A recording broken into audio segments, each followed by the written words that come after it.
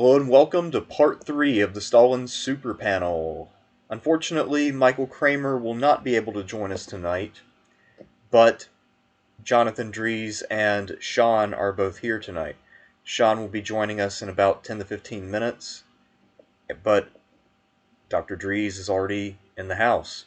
So, Hello, how are everyone. things going? Pretty good, pretty good. I'm alive, relatively healthy, so I feel like that's saying a lot for 2022. Yes, I guess you've had a recent bout with COVID. Yes, and I defeated it stupendously, like the Soviets did it, like the Soviets defeated the Nazis at Stalingrad. Well, that's good. I mean, so apparently it took a lot out of you and caused long-term economic damage and untold Well, social suffering. I wouldn't quote that far, but the feeling of being defeated COVID, I feel like it's like a huge victory, like Stalingrad was, even though the personal effects weren't too severe. I guess. Yeah, so I guess it's sort of like the headquarters feeling then. Like, you're at Exactly. Stavka, you're not really in the field, you're like Voroshilov, shuffling Right. papers. Yeah, Yeah, it's like, yes, I won the whole battle single-handedly from my cozy office in the Kremlin. yep, exactly. All right. And, well, what we'll do tonight is we will actually begin with the super chats from last week that unfortunately got lost in the shuffle. And then from there, we'll get back into Operation Barbarossa. I'm trying to think, is there anything worth mentioning?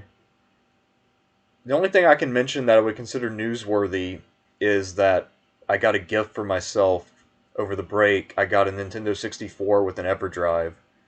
So, Oh, in very the near cool. future, I'll be playing some Ogre Battle 64. That'll be pretty sweet. Is it like a vintage N64? Yeah, the N64 itself is legit, and then I got some replacement controllers because all the originals are pretty shot. Yeah. Um, so I got replacement controllers actually work really well, and I got the EverDrive, so I'm pretty set, and I should hopefully get a decent amount of use out of it over the next few months. All That's pretty right, cool. yeah. So I've never had an N64 before, so exploring a library of games I've never really played, or if I have played them, I've only really played the PlayStation versions. So yeah, Right, yeah. Our family was a PlayStation family in the 90s. I was a And Saturn. I was a Saturn gamer before Saturn fell, and then I went to the PlayStation. oh, very cool. Yeah, so Nintendo 64 is the one I only played at my uncle's house a few times. And then recently I'm mostly an Xbox guy now, and I downloaded Doom 64, and I'm like, man, this is actually really good. Wonder what else is on there. So, I just, I just think it's kind of interesting. I think other people have had a similar experience where, like, my parents bought my sisters and I PlayStation, like, I don't know, in like '96 or '97, and we only ever had like 4 or 5 games, and they were the games that my parents bought because we were kids that didn't really have any money. And then, kind of as an adult, you're like, oh wow, there were like hundreds of PlayStation games that I never played because my parents didn't have the money or the inclination that we needed more than 5 games. yeah, because I had quite a few games as a kid, but there were whole genres I really wasn't aware of until much later. So even though I grew up with, say, Genesis and Super Nintendo, PlayStation, all that, there's still a number of games I either haven't played much about or that I've only played in passing. So even today, there are still some things that I'm catching up on well after the fact. But anyway, we got a few super chats from last week. So the first person to grace us with the super chat was Aliaga for 4.99. Thank you, sir. And this is definitely for you, Dreeze. How did Stalin rationalize the deaths associated with Russia's Great Leap Forward? Does any account exist of regret, remorse, or sympathy? So I don't think I've never read anything where Stalin is like, oh, I feel bad that people died, or this is unfortunate. There's Nikolai Bukharin was a big influential leader in the Communist Party. He was seen as one of the main rivals for Stalin in the 1920s. And I think he was also Lenin's favorite when Lenin was still alive. And Stalin, he pushed him out of power a little bit, outmaneuvered him, and eventually during the purges, Bukharin was arrested, tortured, made to confess, put on trial. He put on a show trial, and then he was ultimately executed. And there's this really sad and kind of a heartbreaking letter that Bukharin wrote to Stalin. I assign it in my Soviet history classes, where Bukharin's basically like, "Hey, we used to be friends. We go way back. Like, we might have had our differences, but like, please don't kill me. Like, holy shit, don't kill me. Send me to a gulag. I can run like a little reading school in the gulag, or chop trees in Siberia, or something, or at least leave my family alone if you're going to execute me." And it was just, it's this really kind of heartbreaking letter, and he addresses the letter not to Stalin, not to Yosef Vissarionovich, but to Koba. And Koba was this kind of nom de guerre / nom de plume that Stalin adopted when he was a revolutionary kind of terrorist / guerrilla / bank robber in the Caucasus in the late 19th and early 20th centuries. And and this letter was found in the archives. There's, I think, a historical myth or legend. I'm not quite sure if it's true that when Stalin died, they found like 2 or 3 letters in his desk. One letter, according to the story, was from Tito in Yugoslavia, and it was written. It was from Tito to Stalin, and it said, this is in 1953 after Stalin's death. "Hey, stop sending your assassins to try to kill me." And I forget what the other letter was, but according to Smith, the third letter was the letter that Bukharin had written to Stalin, begging for clemency or to not be executed. And it didn't do anything to Stalin. There's no record of any response, and it's likely Stalin read it and just filed it away, or it may have been, or he may have kept it in his desk. Again, I think that tale might be a historic legend.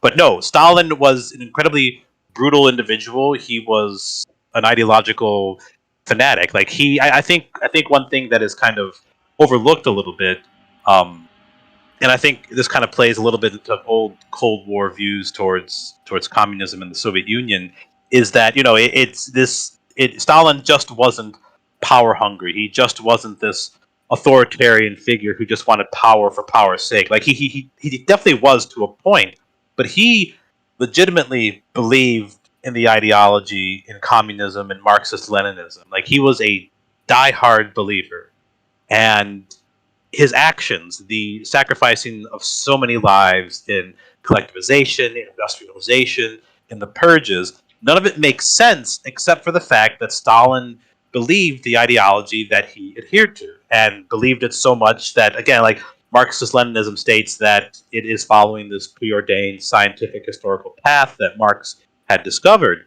And because there are so many problems with industrialization, with collectivization, with building this kind of new, supposedly modern, scientifically proven society, the idea was that because it was supposed to be this perfectly defined path, any problems were not the fact that this ideology was flawed, but it instead was that there were people out there trying to destroy it or undermine this whole Soviet experiment. And if these people are standing in this universally proven course of history, then they could and should be destroyed if they're standing in the way of what we're trying to do. And I think Stalin rationalized a lot of that in his policies and the way he kind of viewed the people and the people that would be sacrificed or executed or arrested in order to kind of move this along.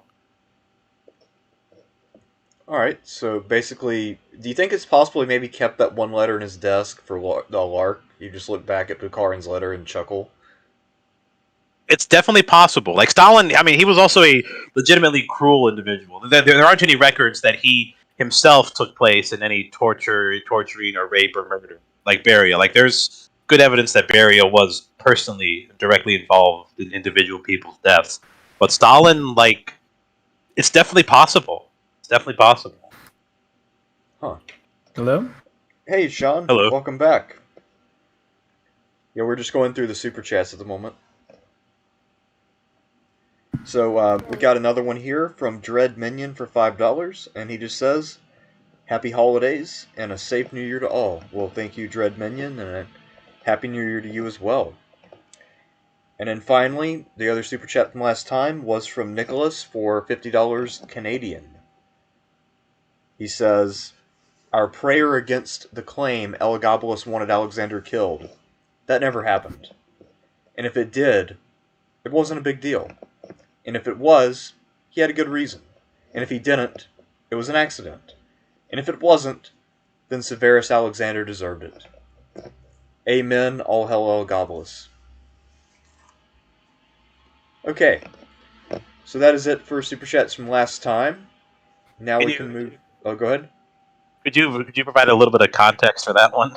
Oh, so there's a long-running, I guess, channel joke that Elagabalus is great, because when I did my Roman Emperors ranking, I gave Elagabalus an S tier ranking as a joke, and it's funny if you go back to that video, there are people who left super angry comments about that, even though it was very clear that I was joking. And then for other people, it's become like a, actually this guy's pretty fun, Elagabalus, so maybe he is an S tier. Is S tier like superior or high Yeah, ranking? it's like the one above A, for the real heavy hitters of Roman history: Augustus, Trajan, Elagabalus, Got the it. real formative and highly successful emperors. The heavy hitters. Yeah, the big boys, the MVPs, Aurelian, a few others. All right, well, let's find our place in this presentation here, because I think we were at the Soviet military reforms and the state of the Red Army, right? Yeah, I think The we were at yeah, invasion had just started. So are yeah, we maybe... slide 27 or 28. Okay, right here?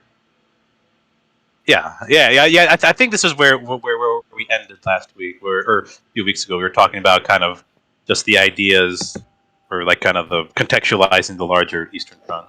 Right. The Great Patriotic War. Indeed. Let me bring up my notes here.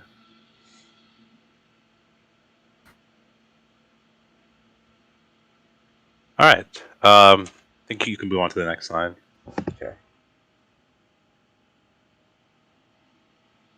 All right. So,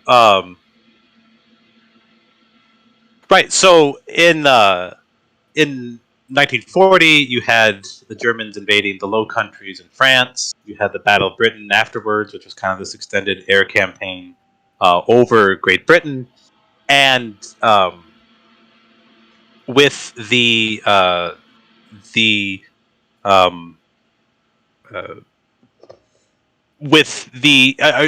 Hitler's goal with the Battle of Britain was to kind of use his air force, the Luftwaffe, to soften up Britain, especially hitting various military and civilian targets in preparation for invasion. But he was never fully able to wipe out the RAF, the Royal Air Force, and he would need to wipe out the RAF in order to launch Operation Sea Lion, which was this planned invasion of Great Britain. But the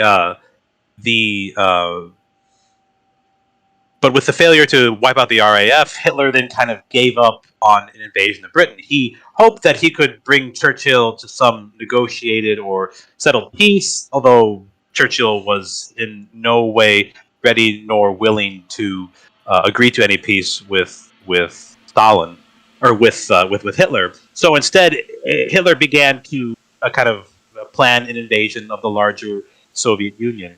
He was kind of fulfilling this idea for setting up a larger German slash Aryan ethnic state in Eastern Europe. And in 1940, he orders his generals to begin a preparation for invasion of the Soviet Union. And these preparations, or this operation, came to be known as Operation Barbarossa, which was named after a Holy Roman Emperor who died while on crusade to the Holy Land, which was in the Fourth Crusade, right? That was in the third.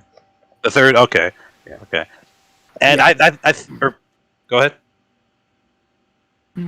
Oh yeah, no, it's Third Crusade, the one with Philip II and Richard I.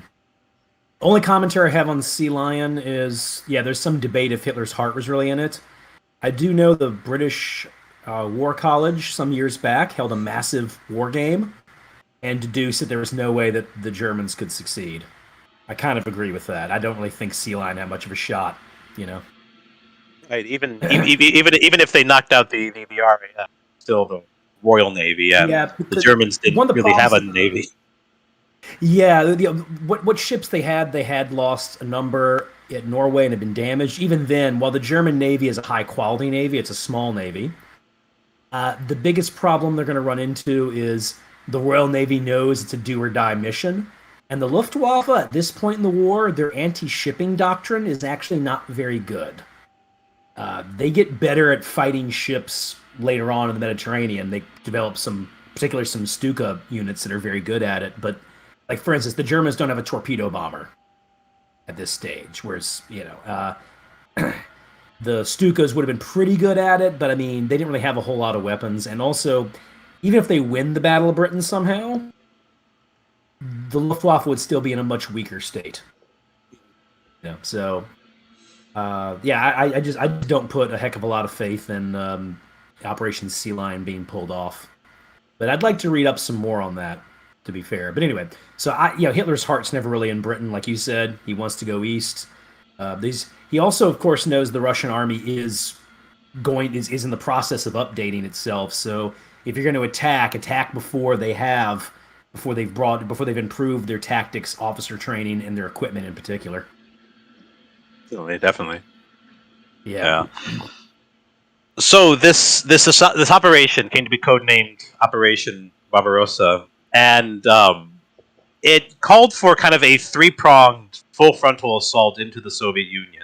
There was kind of three main army groups: Army Group North, Army Group Center, and Army Group South. Army Group North would advance through the Baltic countries, Latvia, Lithuania, and Estonia, with its ultimate goal being Leningrad.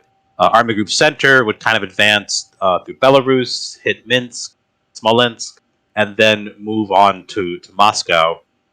And then Army Group South would advance into the Ukraine, to southern Russia, with its goal to seize Kiev and kind of go as far as they can and get as much of that Ukrainian farmland as they could. They were trying to refulfill that brief control that the Kaiser had over Ukraine in 1917 and 1918. And all of this turned towards the Soviet Union, even though Great Britain was still very much in the war.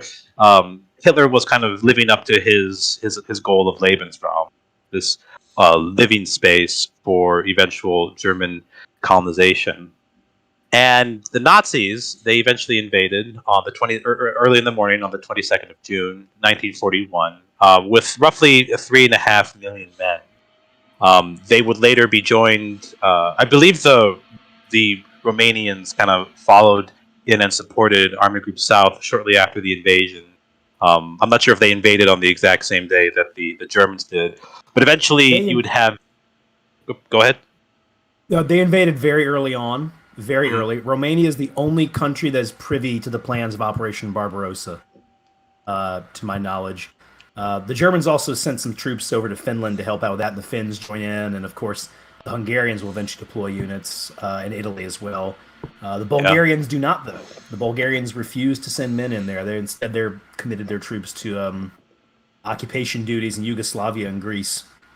But yes, Romania is the only country that's privy to Barbarossa that I know of, or at least to the plans in some detail. Right.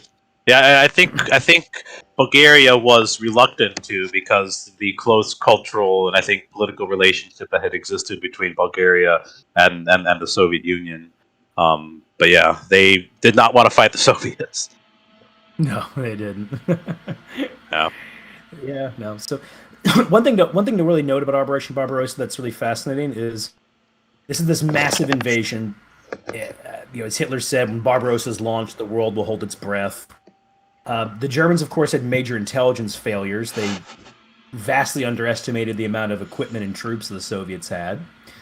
But another one, too, is they had actually not settled on the strategic goal in 1941.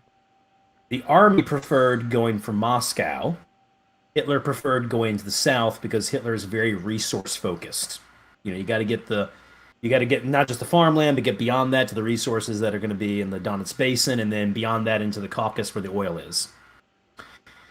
And because of that, Barbarossa has the strategic goals are there's a disagreement between them, which influences what the operation is. Also, the deployments as well. Germans deploy, I want to say, about half of their panzer forces in Army Group Center. However, Hitler put Rundstedt in charge of Army Group South, and Hitler considered Rundstedt the best of the 3 Army Group commanders.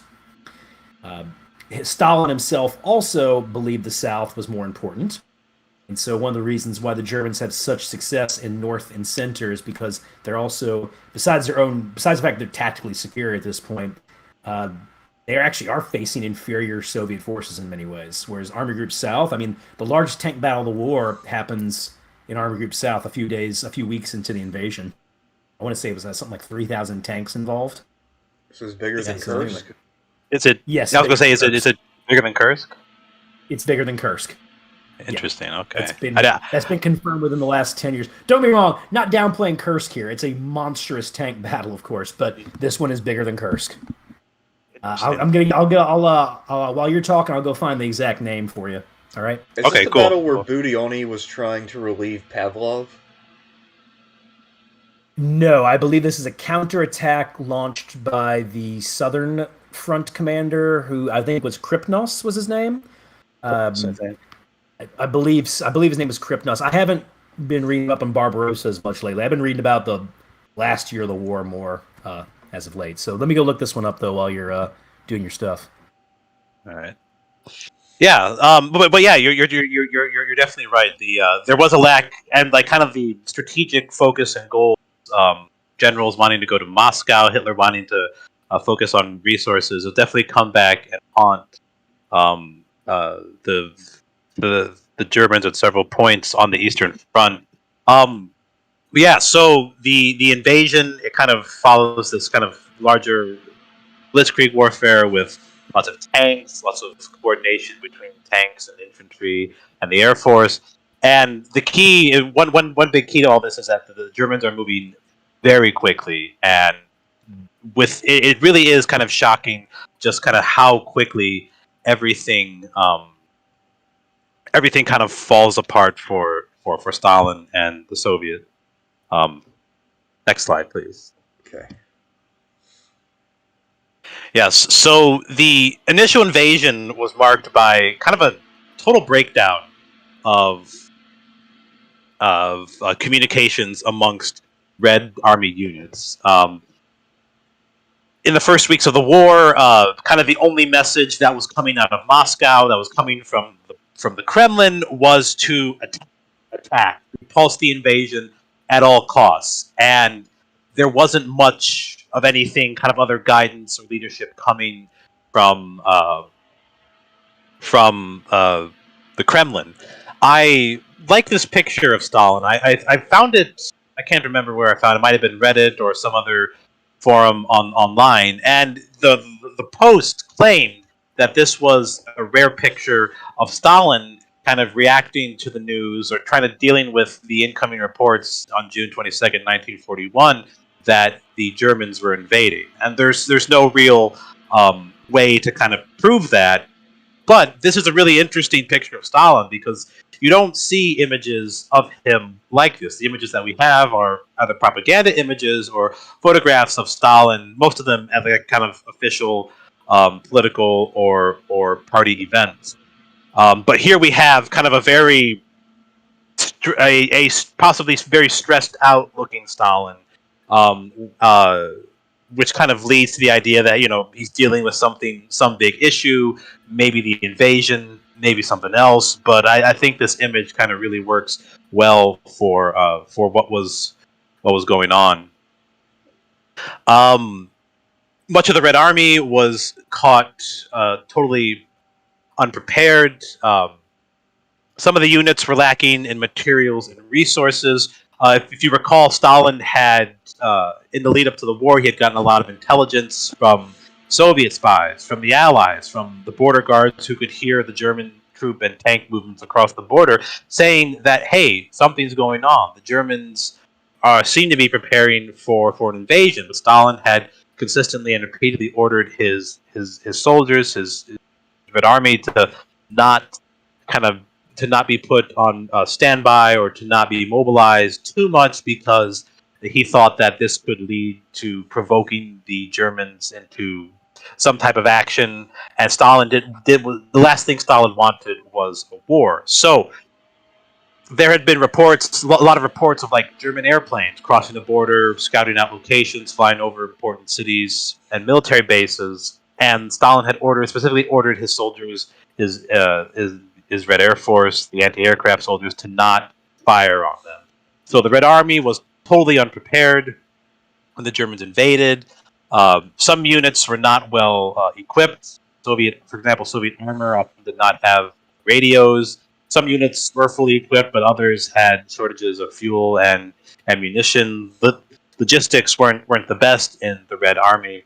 And with the German onslaught, and the lack of communication, there was kind of a total inability of many units to coordinate attacks. Moscow just kept shouting order after order to attack and defend the motherland at all costs, without realizing what was going on at the front, and without realizing that many of the military units they were ordering to attack were already engaged or had been destroyed. A lot of the Red Air Force was destroyed on the ground within the first few days of the war. You had Germans kind of destroying 200-300 airplanes, almost in like just a couple of minutes, because they were lined up on the ground, kind of similar at Pearl Harbor. They were under guard out in the open so that they could be more easily guarded and less vulnerable to sabotage. But within only a few days, most of the Red Air Force was destroyed and would not kind of return as a major player in the battlefield until later in the war. It wasn't until I think maybe around Stalingrad or after Stalingrad that the Red Air Force had recovered in personnel and aircraft to really engage the Luftwaffe on equal terms throughout the Eastern Front. They start to have an effect at Stalingrad. They do start to have an effect at Stalingrad, but I'd actually say first battle that I know of where they actually do get in some good licks would be Kursk. But even then, I mean, the Luftwaffe could still have its moments of success. It's really, it's a big one though. Is in 1944 they're pulling aircraft to go defend the Reich, and that's really when the Red Air Force dominates the skies of the East and then becomes rather proficient. And after that, the Luftwaffe only has a few other moments. But yeah, Stalingrad's when they start to return. Before that, they are non-factor. Yeah, it's not great times all around. And part of that is because the Soviet fighter doctrine was so bad. I mean, they would still fly in trios at the beginning of the war, and they tried to actually fight in formation, not just fly to the battle. That and some of the designs weren't so great. There was one outdated one called the Rata, which was woefully obsolete. The MiG-3 was fast and had good altitude, but it couldn't really maneuver very well. So it'd take a while for the Soviets to produce better fighters. And even the ones that they had at the end of the war that were pretty good still had some pretty big flaws, like the La-7. Yeah, the MiG-3, you're right, it was fast. It was meant as a high-altitude aircraft, but a lot of the Eastern Front battles are happening at low altitude. And I want to say that the Soviets had something like 3,000 MiG-3s and lost half of them in 1941. That sounds horrific. Right. And I want to say they also got assigned to low altitude fighting. That was specifically what they were ordered to do, even though that's not what it was designed to do. So of course they got torn to shit by the Bf-109s. Well, by the way, I did find that tank battle. Real quick. Go ahead. Found the tank battle. It is the Battle of Brody, and I was wrong. It actually occurs in the opening week of Barbarossa. It involves over 4,000 tanks. Oh boy. Yeah. And that's it's a brutal battle, but the Soviets, the Germans do win this one, although at some heavy cost, of course. But anyway, there you go. There we go. Battle of Brody, everybody. I'll make a note of that. I might have to change some of my slides for future classes. I want to say that Yeah, was this is a one recent where thing. I think we talked about that in our German generals one because I want to say it was one of the major commanders we talked about who commanded their von Kleist, Yes, Kleist. and I guess sometimes I think people underestimated him as a general because it was slow going, but he was facing a horde. So I mean, he No, was cutting his way he was through men. he was facing. I mean, Stalin had put his most of his troops there, and a lot of his better equipped ones in the south. Because, like Hitler, he's like, hey, if they're going to invade, they're going to go for resources. You know. Yeah, and because of the larger invasion, you begin to see the collapse of morale, and the effects of kind of lackluster training begin to take its toll on the Red Army.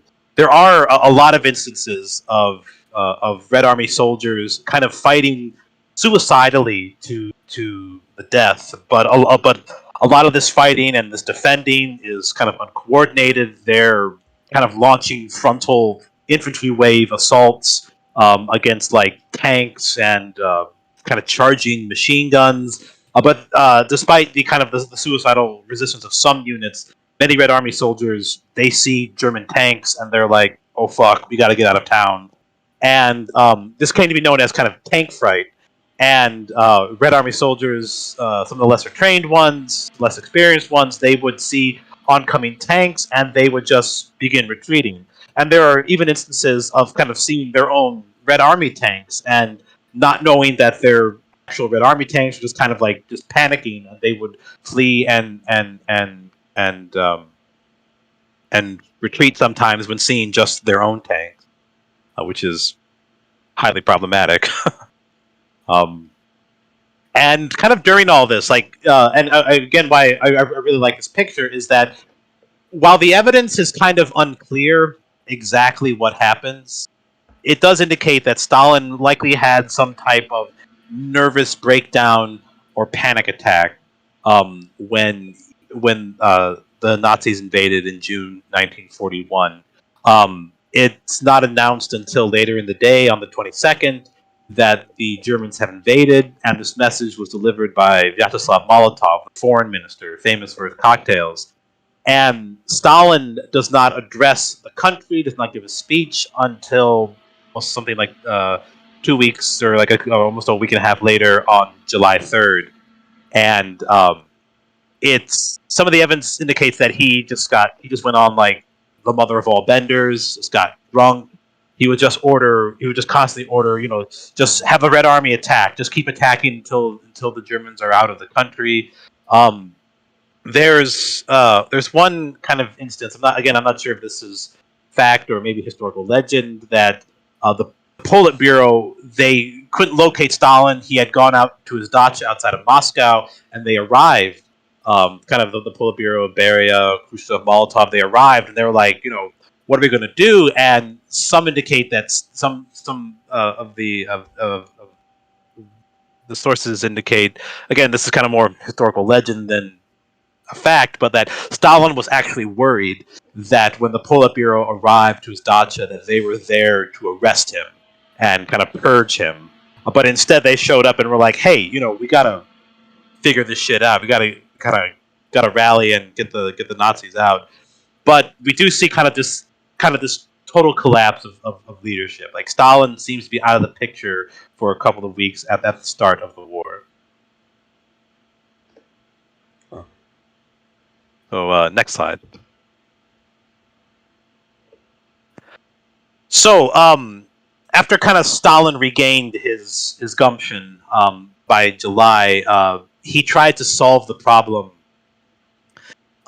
with the techniques that had worked for him in the past. And that was to purge, arrest, and eventually execute military leaders who were underperforming. You had Dmitri Pavlov, who was kind of the main commander of the Western, or of the kind of the Western Front, or the Red Army Western Front in kind of the Belarus area on the Eastern Front. He was the main general there, and he very quickly units were overrun. Many of them were surrounded by the Germans near Minsk, as well as other places in the Western Soviet Union, and most of his command was destroyed in the invasion.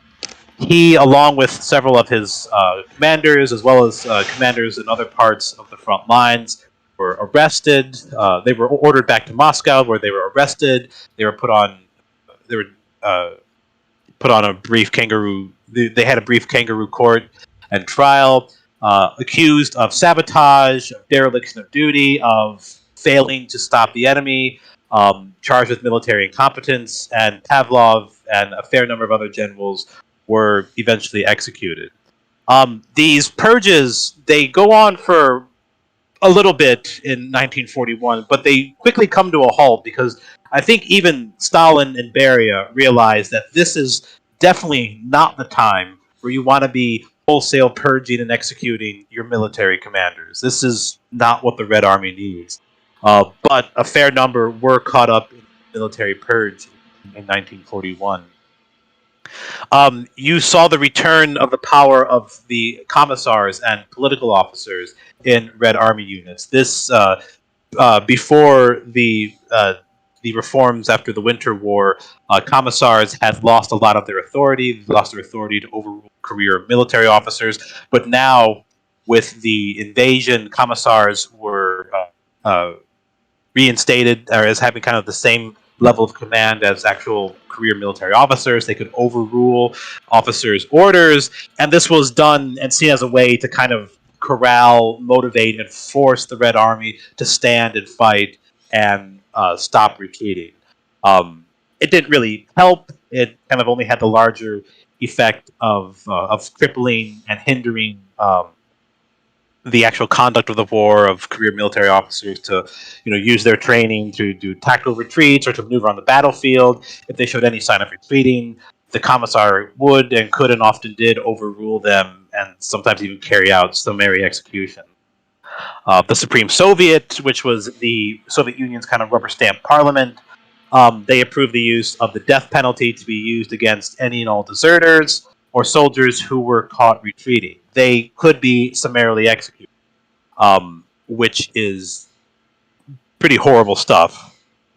And the exact numbers of people who were executed due to supposed retreats or incompetence or desertion is not known. People were not keeping records at this time, and a lot of people died or were killed at the hands of Red Army commissars and officers who didn't need to be, which just kind of adds to the level of like tragedy and the farcical nature of or maybe not farcical is not the right word. It just adds to the level of like tragedy of the initial German invasion.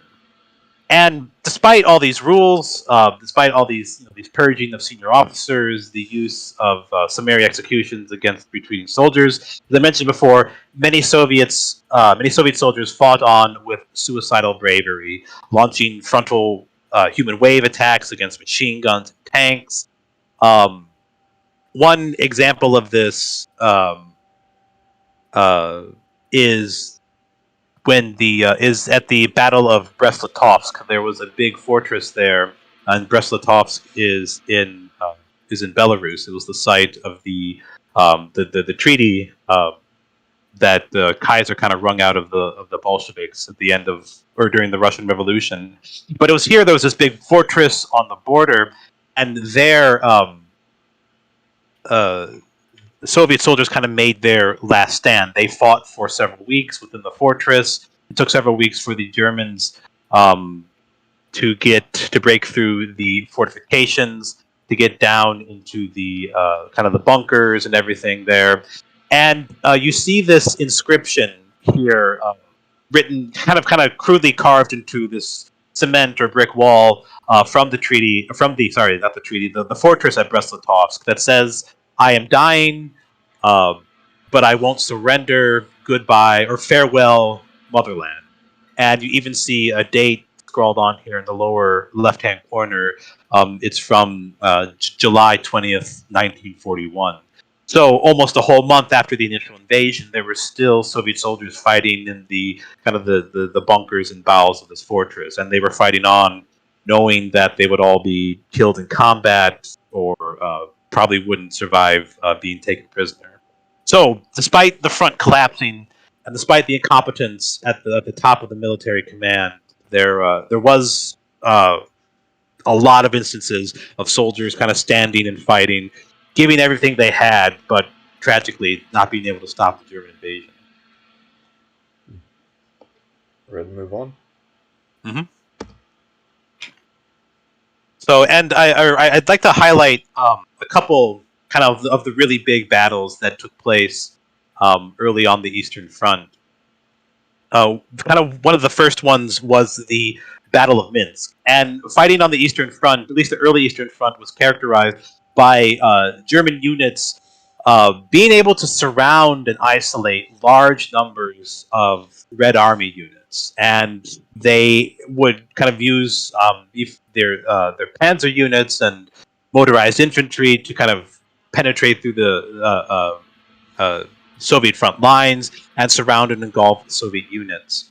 And these massive encirclement maneuvers resulted in like catastrophically large numbers of prisoners. One of the first instances of this was the Battle of Minsk, which lasted from the date of the actual German invasion, the 22nd of June, through July 9th. And it's estimated that 417,000 men were killed, wounded, or captured in this large encirclement maneuver by the Germans. And this kind of really indicates kind of the massive scale of the war. Losing 414,000 men killed, wounded, or captured in one battle those are the types of casualties we saw in like the Somme and Verdun on the Western Front in World War One, but this was in barely 2 weeks' time. And if we could go to the next slide, we see an even bigger battle, which was the Battle of Kiev. And this was one of the largest, if not the largest, Soviet defeat in the war. And as Sean pointed out earlier, Stalin did have larger numbers of better trained Red Army units in the south to protect the Ukraine. And despite this, the Germans were still able to outmaneuver them. They were able to seize Kiev in an extended battle from August through September 1941. And just like at the Battle of Minsk, they were able to surround large numbers of German units. And the Soviets, just at the larger Battle of Kiev, they lost an estimated 650,000 men killed, wounded, or captured, which again is a catastrophically large number of people. I think the total deaths from the American Civil War, both Union and Confederate, were around 600,000, I think. And in just a few weeks, the Soviets lost that amount of men killed, wounded, or captured that it took the entire American Civil War to inflict. And it really is, it's. I've said this already, but these numbers are crazy. Like this outweighs like any types of casualties that we saw,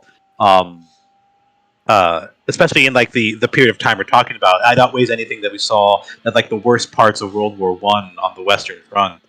And all told together, Germans captured over 4 million Soviet soldiers during the war. We had well over 4 million Soviet POWs, the vast majority of whom died in captivity, around 3.5 million. And a lot of this was because the Germans had no idea that they would be taking this many prisoners.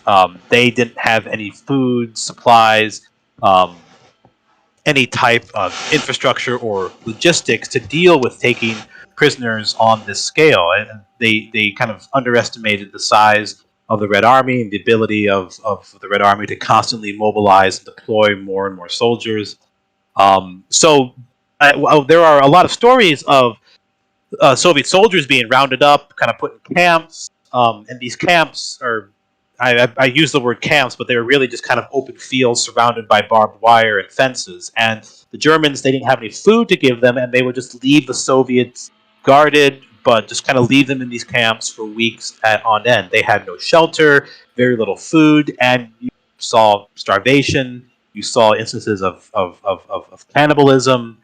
Um, there were a lot, and the Germans, again, they didn't have the supplies or logistics to deal with this, but there was also racially motivated factors in the treatment of POWs. Again, the Germans, the Nazis, saw the Slavs as being only one step above the Jews. They were a people who should be starved or exterminated, or would need to be starved or exterminated to fulfill this larger goal of German and Nazi Lebensraum. So the fact that so many POWs were starving or being brutally treated, that corresponded with Nazi ideology. And this goes so far as to the Holocaust. There were Soviet POWs who ended up at the death camps or in some some concentration camps in other parts of Germany. And in fact, the gas chambers at Auschwitz, they were first tested not on Jews, but on captured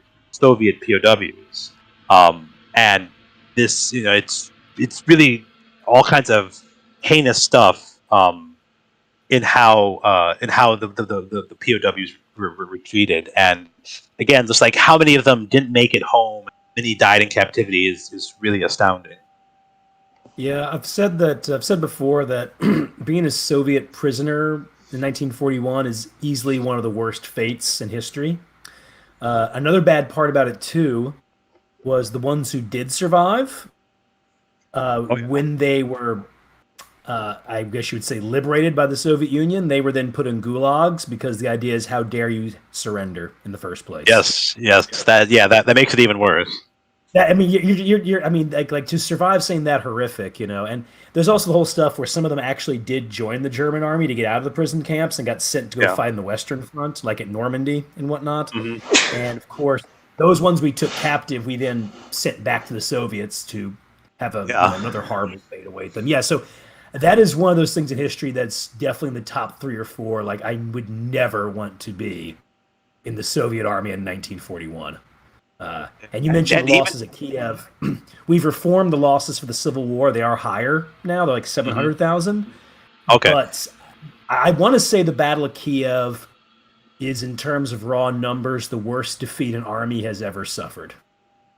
Yeah, it's even like I've studied this stuff for years now, but like even kind of when you sit and think about it, you're just like, fuck, like 650,000. That's insane. Yeah. Yeah, it's. I mean, think about like the size of armies 100 years before this. That would have been the loss of an entire nation's manpower. Yeah, that I think that was the Grand Armée of Napoleon, more or less. And it's just like all gone in just like a month and a half. Yeah, and it's.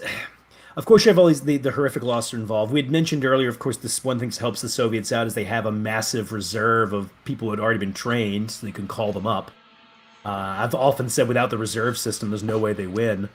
Of course, they start taking their factories, like essentially picking them up and shipping them east. Yes. Yeah, so that's a big one as well. That's going to allow them to bounce back. But even then, it takes a while. It's not really until maybe late 1942, but especially early 1943, that Soviet industry was really actually truly kicking into high gear. Before that, they were having lots of equipment shortages because the factories that were lost, and then the ones they had to ship over, and you got to reassemble them and everything, So it's, the thing that's going to hurt the Germans at this point, though, is so they've inflicted these horrible losses on the Soviets, but they themselves have taken pretty heavy casualties. German replacement system isn't built for this. And something else with the losses you mentioned, if you look at the Polish campaign, the 1940 France campaign, the losses weren't that heavy, really. Surprisingly light, considering the armies involved and the implications. 1941 is really when World War II is kicking in to high gear, like we're thinking of. And so the Germans, sure, they are inflicting much heavier losses, but they do not have as good a replacement system at this point. Another fun fact about this, too, Hitler had not declared total war. And what I mean by that is the the German factories actually are not churning out, relatively speaking, that much equipment. And one reason why is because the Germans, Hitler, the Navy, the Army, they all live in the shadow of what happened in 1918. And what Hitler was afraid of was that if he kicked into total war right away, the German people would have another, maybe not a revolution like in 1918, but that they'd essentially would not care or become disloyal, if you will. So there was an entire thing where he wanted to hold off on that because he didn't want to make an undue burden on the German people. Last thing to mention, when World War II started, Hitler was spooked because, unlike World War I, there weren't massive cheering crowds in Germany for the war starting. People in Germany didn't bring out their flags and wave them and go, "Yay, we're at war with Britain and France again." That actually really spooked him. That made him think "Oh my God, I do not have the full backing of the people, so I cannot afford to put an undue burden on them." It's really not until It's not until Stalingrad they actually declare total war and start really mobilizing their economy. So which is really taking heavy losses. Which is really crazy if you think about it. It wasn't until after Stalingrad that they were like, "Oh shit, maybe we should be working extra hard to crank out panzers and stuff." Yeah. But it's also worth keeping in mind, that Hitler is thinking about this the way a politician would. Oh, the people I don't actually have as much of a full backing from the people as maybe I thought I did, sort of idea. And so I think there's definitely an element of that he's a politician first and foremost. And also he didn't, from what I understand, he also was reluctant to issue too many orders to the captains of industry in Germany. So he allowed, say, the outdated Bf-109 to be produced in 1945 because he didn't want to tell Willy Messerschmitt that he needed to transition to building more Focke-Wulfs. I'd have to look more into that one. I mean, Hitler had an unusual relationship with heads of industry in Germany. For one thing, with very few exceptions, they had not really supported his rise to power. So, and that actually kind of goes back to the generals. Hitler is not. Hitler knows a lot of his generals don't like him, sometimes for political reasons or moral ones. A lot of times, just social reasons, like, oh God, this Austrian middle class brat is in charge. This guy used to be a vagabond. And what he would do with his generals is to win them over, he would give them, he called them donations. It really was just bribes. Something like Manstein, for instance, Guderian, they were being given large tracts of land, especially in conquered territories. And they gave them annual bonuses. Yeah, so I think also I'd have to read up on this. It's a very interesting topic, but it is possible that with those captains of industry, that Hitler's thinking, hey, most of these guys actually didn't back me in 1933. I don't actually have their full support. So maybe one way to kind of win them over is not to be too hard on them. But that said, I'm pretty sure by 1944 he's saying, no, damn it, you're going to do what I say because they're in a desperate situation. Right, yeah. But that's really, I'm not too well read up on kind of, the German home front during the war, but it is interesting, Hitler, for all the power that he had, the fact that he still gives some deference to the big capitalists and business owners in Germany is pretty interesting. Yeah, and of course, like I said, his fear of the army. His bizarre, unusual relationship with them. Topic unto its own, and very controversial, of course. Yeah, and then, by the end of the war, he was getting pretty desperate. I mean, he put fucking Himmler in charge of an army group at one point. You still talk about that one, huh? I think interesting one is he put Schoner in charge of an army group. I mean, I was reading a little story about that guy recently. Towards the end of the war, he just, I think he was executing German soldiers in the last day of World War II. He would come up on one time he came upon a unit of German soldiers. They were waiting for their truck to get repaired. He just freaked out and said, "No, you're all deserters," and had them hanged. And everybody who was nearby was like, they just were getting the truck repaired.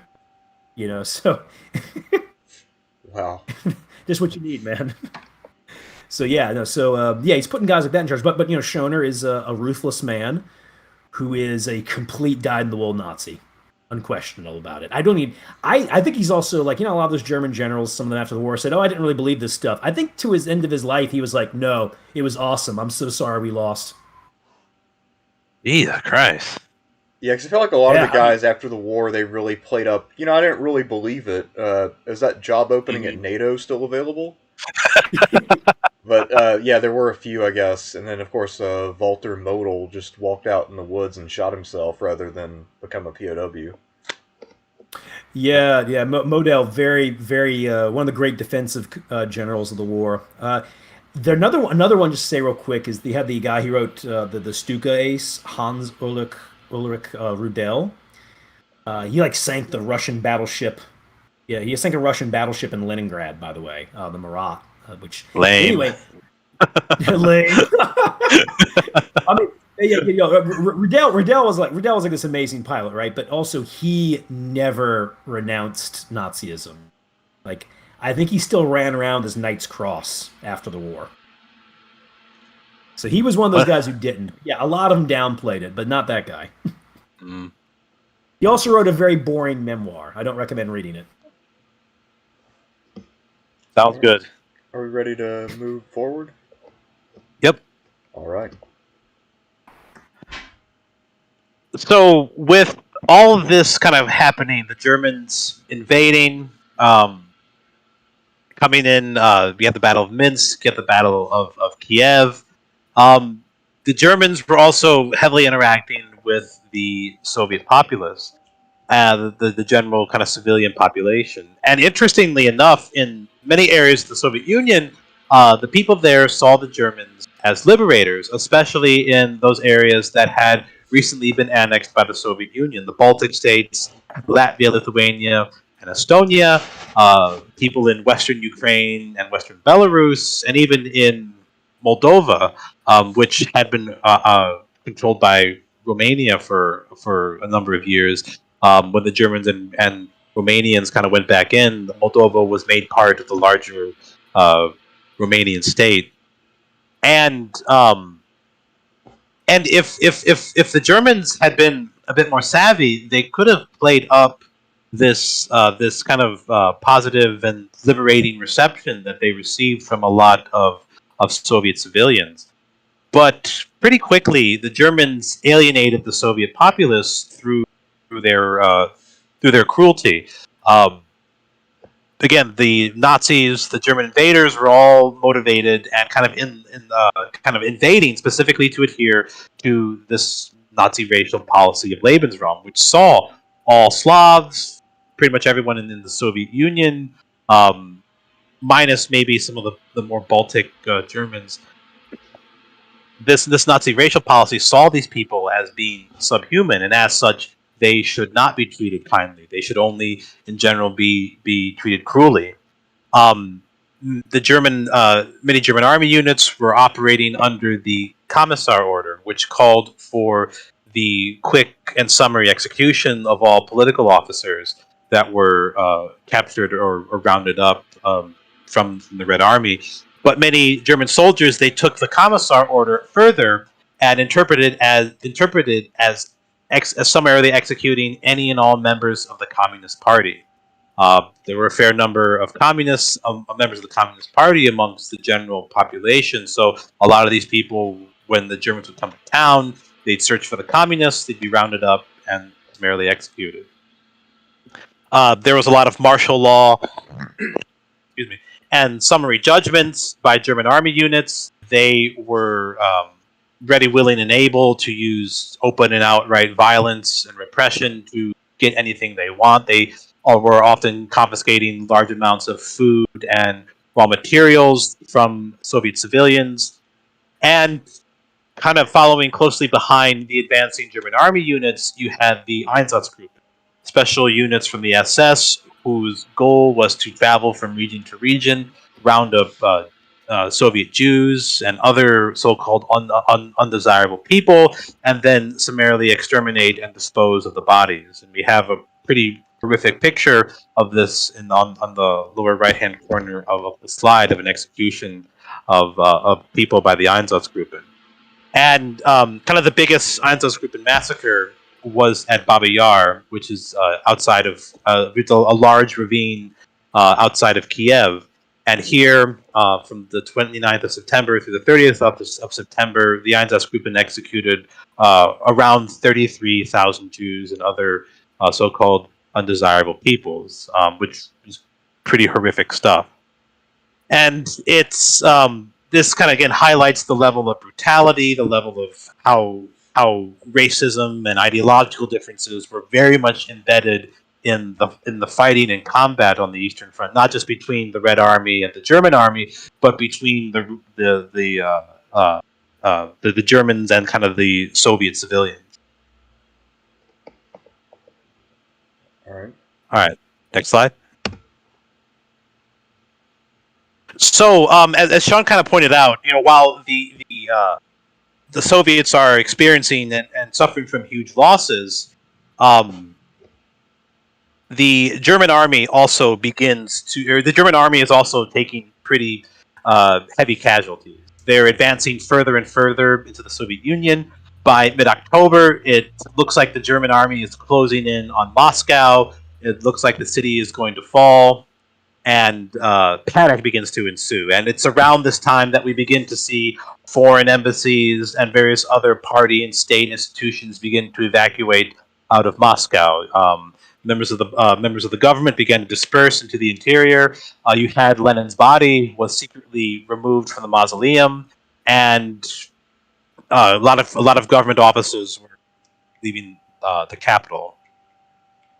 And but the advance onto Moscow had been slowed in 1941 due to the Battle of Kiev. Hitler had ordered, during the Battle of Kiev, Hitler had actually ordered units from Army Group Center be diverted to Army Group South to help with the encirclement and the battles outside of Kiev.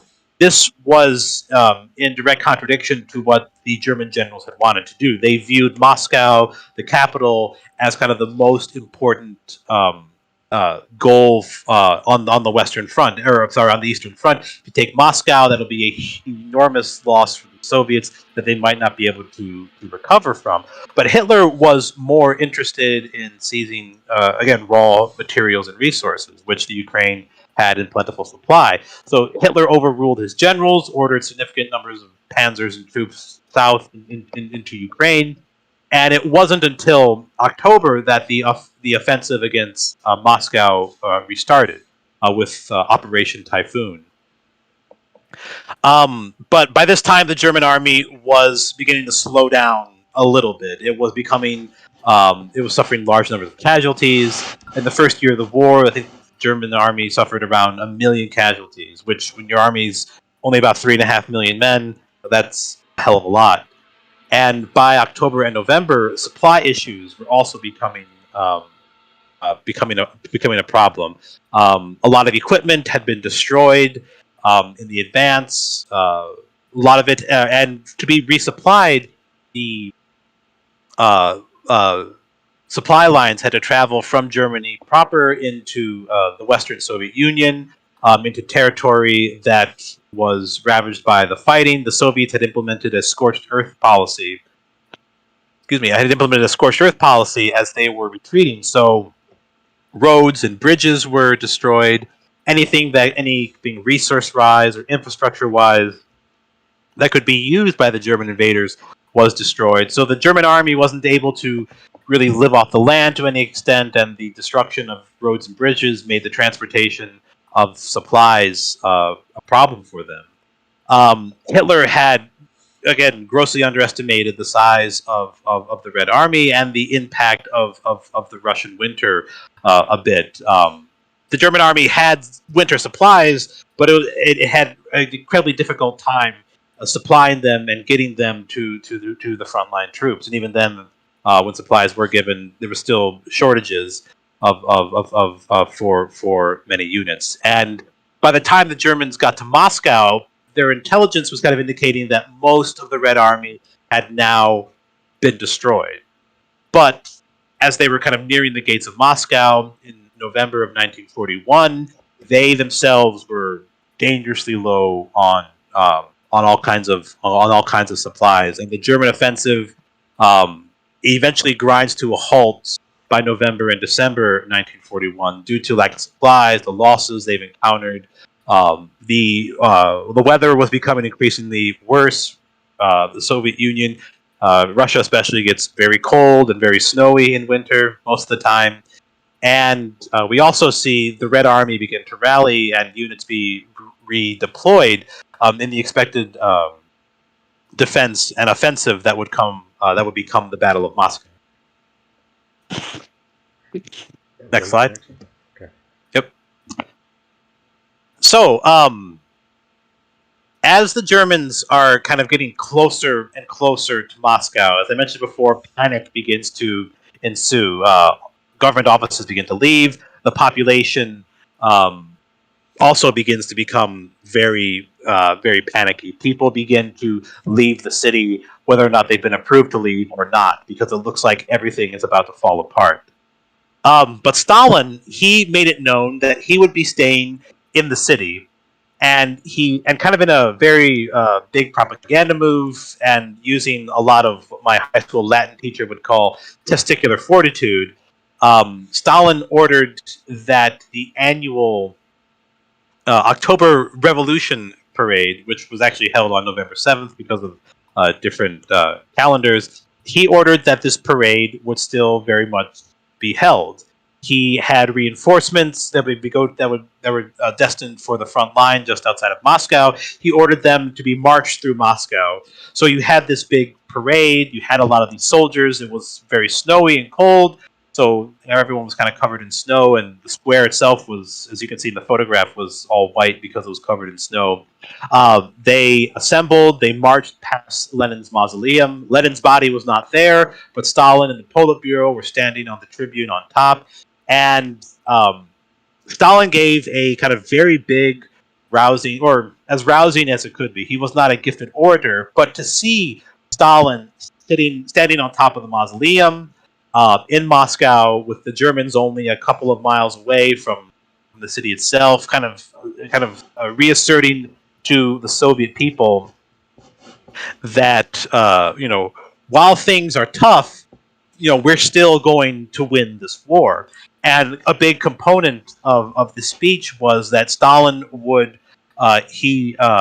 he harkened back to kind of the worst days of the Russian Revolution and the Russian Civil War, where the Bolsheviks, they pretty much only controlled Central Russia outside of, or they controlled Central Russia, kind of the large area where Moscow is located. The Belarus, the Ukraine, Central Asia, the Caucasus, the Far East, those were in the hands of various white generals or Allied intervention forces or local revolutionaries and militias. And Stalin hearkened things might seem bad now here in 1941, but boy oh boy, things were worse in 1918 and 1919. But he asserted in this speech that we're actually in a much better position than we were in 1918 and 1919. We still control large amounts of our country. We still have significant industry. And he said something along the lines of, our reserves of manpower are inexhaustible and unlimited. So we can continue to fight for as long as it needs to be. And actually, on the evening of November 6th, the day before the Revolution Day military parade, Stalin and the Politburo had assembled, and they gave this big speech in front of various dignitaries. They gave the speech on the platform of the Mayakovsky metro station in the larger Moscow subway system, because it's actually the Moscow metro is kind of famous for having a lot of stations that are very ornate and kind of fancy looking, and the Mayakovsky station is arguably the most ornate, the most kind of luxurious or fancy looking station. So it was here that Stalin kind of gave the speech in front of a selected group of kind of Soviet elites, and he gave the speech, and kind of the one of the more pertinent lines from it was that if Hitler wants a war of annihilation, we're going to give him a war of annihilation. And the fact that Stalin is saying this, where he's literally underground on a subway station because the Kremlin's not safe, because of possible German air attack, And then the next day, he's given the speech on top of the mausoleum saying, "Oh, things have been worse before, but we're still going to win." When the soldiers in the parade, they're literally marching from Red Square through the city streets, and then to the front lines, which are only a few miles away. The fact that Stalin is here saying that despite things are bad, we're still going to win. This was a huge propaganda move on Stalin's to reassert to the Soviet people that he was still very much in charge and that the Communist Party and the Soviet state were very much still going to win the war. And this was, again, this wasn't just to rouse the Soviet people, to rally them for this final defense of Moscow, but it was also a key move on Stalin's part to preserve the infallibility and ideological purity of the Communist Party and thereby deflect any blame for the Soviet military disasters onto factors that were kind of beyond his control. The retreat of the Red Army in 1941 was a disastrous rout on a scale that had never been seen before. And it not only called into question the military capabilities of the Soviet armed forces, but it also called into question the very legitimacy and validity of the entire Soviet experiment. Everything that the Soviet state and Communist Party had told the Soviet masses about the superiority of their armies, the productive capacity of their industries, the inevitability of victory of communism over capitalism and fascism, all seemed to be wrong. And the fact that the Red Army was suffering such heavy losses that after only a few months the Germans were just outside of Moscow, it seemed like everything the Soviet people had been promised, had fought for, had been sacrificed for in the 30s, it seemed to be on the verge of just totally and utterly collapsing. So Stalin kind of reasserting his certainty that they will win by himself staying in Moscow while the battle was raging only a few miles away. This was a huge kind of propaganda move. And I actually talk about this moment, this speech on Red Square in a Kazakh context in my research, where how like the very next day on November 8th you had Kazakh propagandists, 2,000 miles away in like Almaty and on the border of China, talking specifically about this speech to people, to just kind of in cities or in factories and schools and various city settings. The very next day, they're talking in detail about the speech. It shows like this was kind of a major kind of propaganda movement for the Soviets and for Stalin. Huh. Yeah, so it's pretty big deal. And one other thing that's really interesting. So November 7th, this was always a big holiday in the Soviet Union, both before the war and after the war, is when you would see kind of those big stereotypically large military parades, lots of soldiers marching, tanks, missiles, all on Red Square. And after the Soviet Union collapsed in 1991, they, of course, did not have this big parade anymore on November 7th. Instead, they would have military parades on Victory Day, which was May 9th in the former Soviet Union. And this is a more recent development, I think in the last 5 to 10 years, as Putin has kind of turned and relied more on the myth of the Great Patriotic War to prop up his regime. On November 7th, you begin to see commemoration parades or reenactment parades, not to celebrate the November 1917 or the October 1917 revolution, but we're now having these parades on November 7th on Red Square to commemorate the November 7th, 1941 parade and the larger defense of Moscow.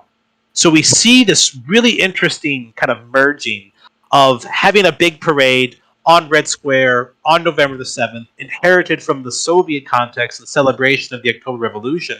But now it's been stripped of a lot of its ideological meaning and is in kind of our modern day, in 2020, 2021, we saw commemoration parades on November 7th, specifically referring to this moment in World War II, not to the larger Bolshevik Revolution, which is, again, kind of a really interesting manipulation and kind of hijacking of kind of this Soviet legacy for Putin's own purposes. Yeah, Makes it's kind of sense. you kind of just repurposing it because I mean, it is a war for survival, as we're saying, as we know, and so I think it's a very brilliant repurposing because I mean, considering the other things, the other baggage that goes along with the Soviet Union, you can't quite celebrate it, like sorry about that. No, what I mean is that considering the baggage that goes along with the Soviet Union, I mean, yeah, you're going to want to celebrate. You're going to want to celebrate the fact that the country came together and survived this horrible, horrible event. In which I think didn't they the so I think by the metrics they say the Soviets did they still lose more men than the Chinese, or has that been changed now for World War II? Does anybody know? I don't know the numbers for the Chinese off the top of my head, but I know they definitely they're up there with the Soviets. Yeah, it's either the Soviets or the Chinese are first, but either way, the absolutely horrific losses, the sacrifices put into it. Uh, this is we're gonna. I'll come back to that when we talk about some things after World War II, because I think the fact that the Soviet people had lost and sacrificed so much to save the country also has a big effect on the way that the Soviet Union is going to the Soviet policies after the war, in relation to their own people. Definitely, You know. definitely, yeah. Yeah, but we'll get to that when we get there. No, just that. Yeah, it's kind of a brilliant repurposing, really. I It's mean, I'm not even repurposing, really. You're celebrating this moment when you defied, when everybody's written you off. When the American military said, "Yeah, they're probably gone." Yeah, defense of Moscow is one of the high points of Russia. I think yeah, I think it really is interesting. This kind of this heavy reliance on kind of the myths and legend and like real victories of World War II in Russia today. And it's interesting. You indicated it, but it's they're celebrating the victory in World War II, but and they're celebrating kind of the Soviet victory in World War II, but it's a celebration of remembrance and commemoration stripped of all of this Soviet ideology, all of this communist, which is Yeah. which is really interesting. Like Putin doesn't want to have anything to do with Marxist Leninism. He himself is not interested in communist ideology or the old socialist ideology, and this was all directly tied into when it actually happened. The Communist Party was right there. Stalin was right there. But now, like Stalin is still somewhat kind of celebrated. He's not. It's especially in the last few years. It's becoming increasingly problematic in Russian society to point out Stalin's failures and the failures of 1941.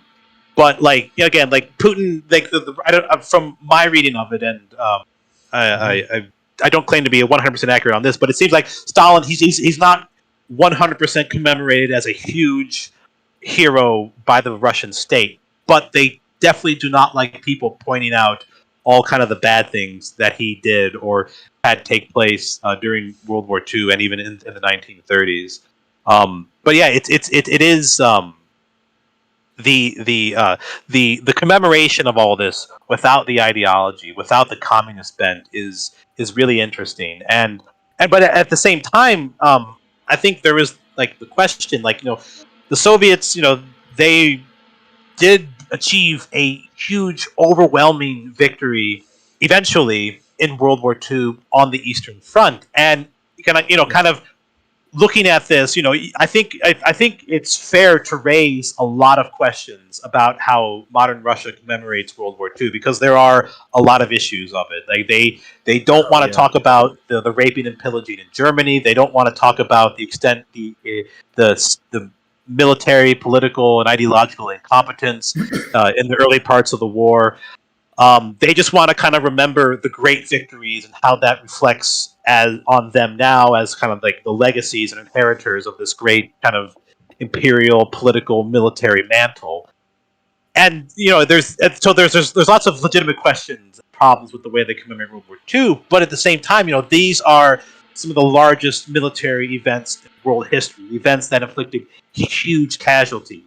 if you're not going to commemorate, the grand victories in a grand fashion, what is the proper way to remember this stuff? Can we really fault them totally for wanting to view their past through kind of rose-colored glasses? I mean, we kind of can, because again, the narrative now is very problematic. But even in the United States, our narrative of World War II, we view World War II and the veterans through rose-colored glasses. We don't like to talk about the segregation, the racism, the imprisoning of Japanese Americans in concentration camps out west. We don't want to dwell on that. We want to dwell on like the stomping of Hitler and the bomb and how we kind of stomped on the Japanese as well in the war. Well, So yeah, go ahead.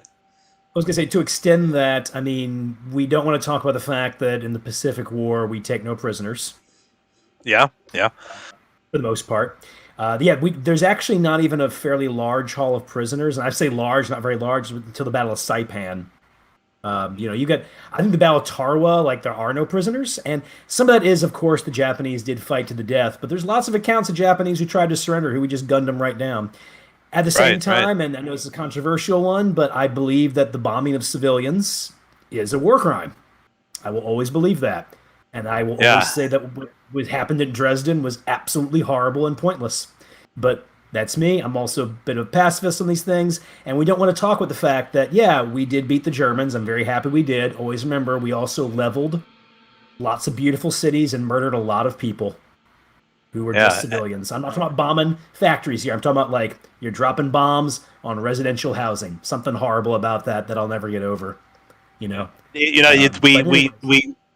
did it in Germany. You had Dresden, Japan. You had Hamburg, and then Japan as well. And I feel like even in Japan, in Japan, America is wholly responsible for that. In Europe, you had the British there as well. They were big players in the firebombing of Dresden, but especially Japan.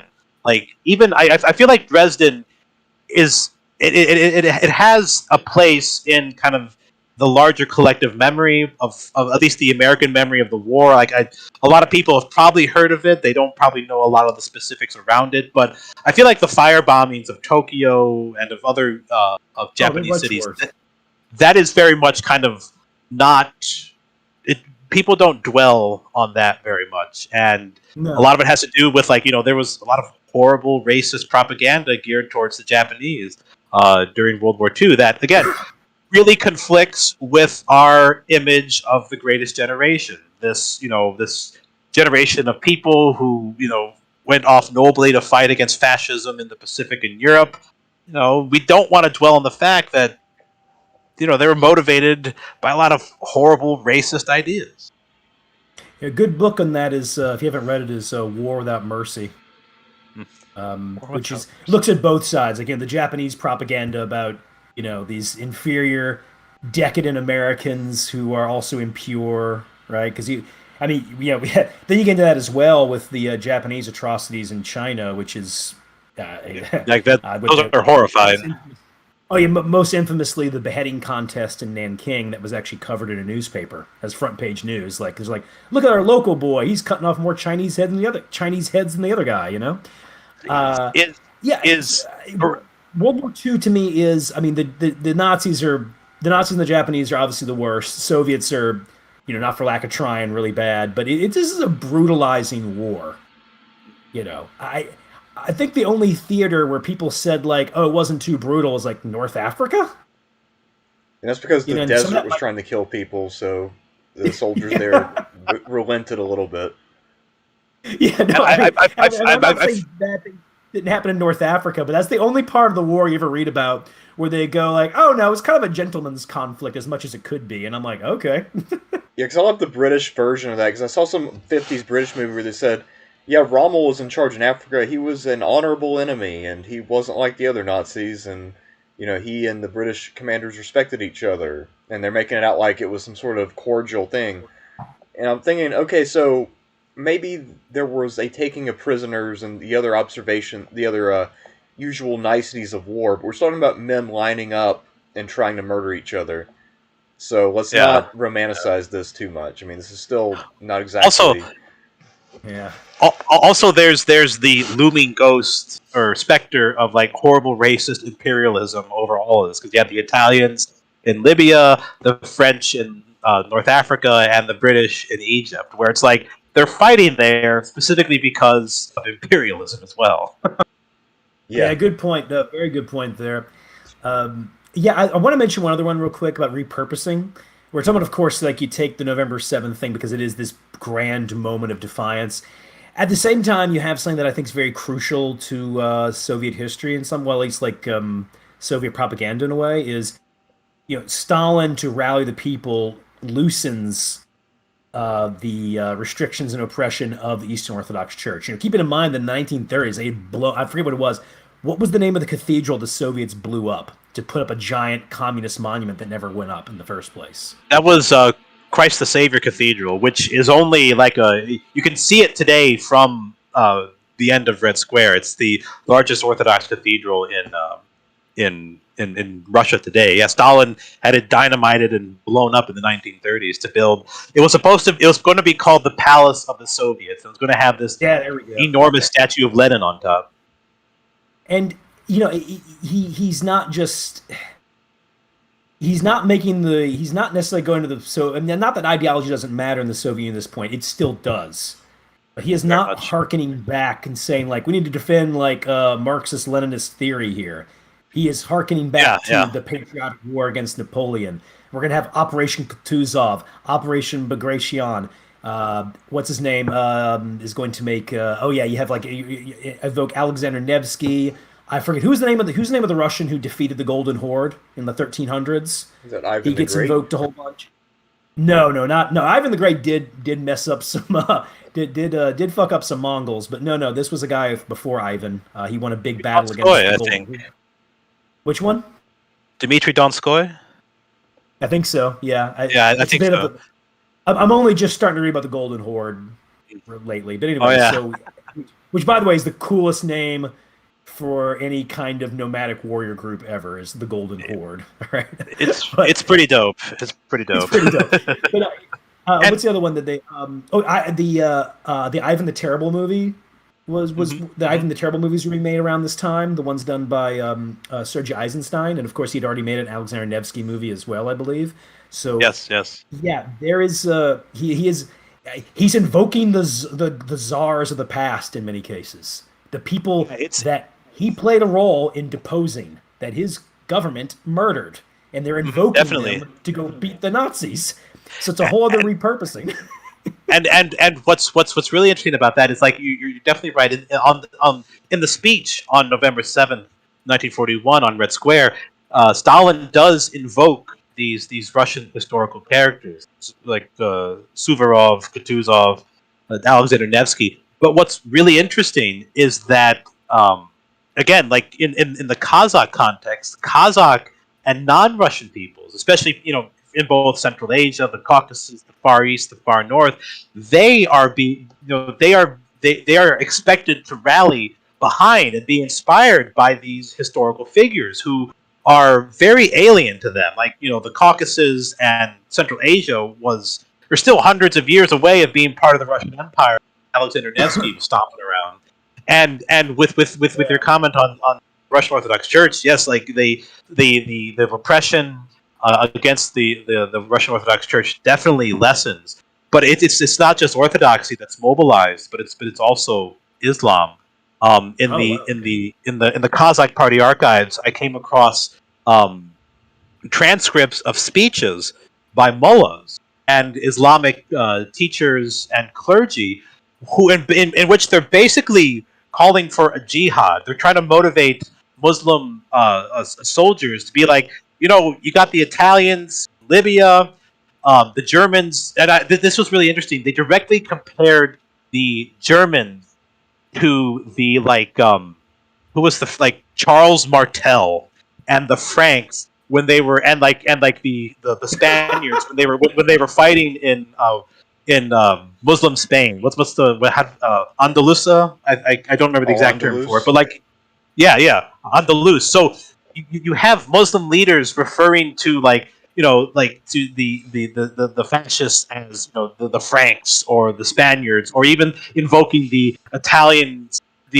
control of Libya and being like, these people are the descendants or connected to people who have waged war and persecuted Muslims in the past, and now you need to go and fight for the Soviets, but also for Islam in defense to destroy these people. And it really is kind of. I remember seeing this, and I was in the archive reading it, being like, "Holy shit!" Like, I've never seen anything like this before. But to see Islam being so closely mobilized or used in propaganda like that to get Muslim Central Asians to go fight in the Red Army was really interesting.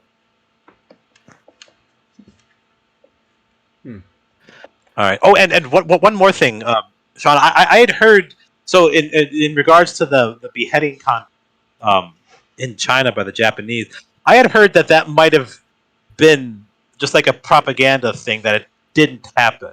Is that okay? Is there a historical debate about that, or I'm just Japanese atrocities are not my specialty. Okay. I remember reading The Rape of Nanking like 20 years ago by Iris Chang. She mentioned it. And I say Japanese atrocities is not my specialty. I have read up on it, and I'm interested in the psychological and social forces that led to it. But the actual details of what they did in China, I'm not as up to speed on.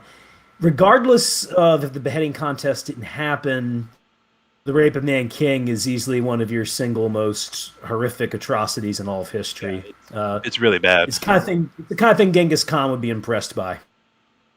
Jesus Christ. So, yeah, there's a good case we made that Genghis Khan, at least not Genghis Khan himself, one of his sons, I think Tule, may have overseen the largest single massacre in human history during the conquest of the Kharzam Empire. But what the Japanese are doing in China has a lot of similarities to what the Germans are doing in Russia. I could say that. Yeah, it's pretty horrific. Beyond just like your normal beyond just brutalization or the just sheer brutality of war, like we were mentioning with things like firebombing Tokyo and Dresden. There is also with the Japanese an attempt to create an empire and an extreme amount of brutality being shown towards the Chinese that's been inculcated almost from the very beginning. And it doesn't also help that the Japanese military itself is very brutal to its own soldiers. One of my favorite little stories is, real quick, is this Japanese.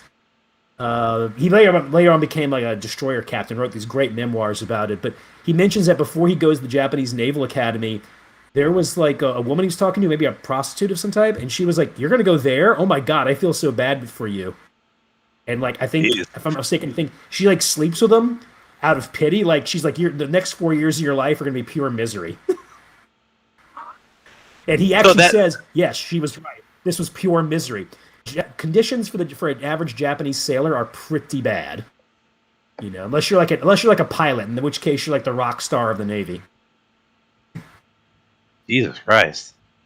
It's pretty brutal. Yeah, that. Anyway, all right. Yeah, that's. But look, all I mean is that if you already have an army, you're already being told that these people are inferior. You've been told this for a long time. You believe you're creating a great Japanese empire, and your own army brutalizes you. You, in turn, are going to be a pretty brutal guy. Yeah, that's. Yeah, I think again, like this shows just the level of brutality that existed throughout the world on both sides. There are more people there are sides that are more culpable, definitely the Germans and the Japanese, but like there is brutality and just racism and horrendous violence on all sides. And I think, again, we in America, we view World War II, the greatest generation, rose-colored glasses, grandpa going off to fight, grandma his grandma staying home and working in the factory. I don't know. I've seen just kind of this like these golden memories of like a forlong era. I remember very vividly, and this was a children's book that Stephen Ambrose authored, kind of like a children's like a grade school telling of World War II. It was like kind of like a one page on each big American theater or conflict, and it was called The Good War. And Yes. in it notes that, like, we were fighting against German fascism and Japanese imperialism, and we defeated them, which was definitely a good thing. But I just remember, like, I remember getting the book and being like, oh, this is pretty neat stuff. But now, as like a professor, being like, oh, this is a problematically simple telling of World War II, even for children. I think it's very problematic. I can see that. Yeah. So what's our do you want to go on to our next slide, or are we good? Yeah. Let's move on. All right, moving on. So the German offensive to take Moscow, it ground to a halt by late November. Germans were exhausted. They were lacking a lot of supplies, especially winter clothing, and the winter of 41-42 was one of the coldest of the century, and German troops suffered considerably from not just Soviet combat, but also from the weather. There were temperatures ranged between -20 and -14 degrees Fahrenheit, which I can tell you from personal experience, because it was -14 degrees here in eastern Iowa just 2 days ago. That's really fucking cold. There was thousands of cases of frostbite. German military equipment was not really designed to function under extreme cold. The grease used to lubricate guns, tanks, and machines froze.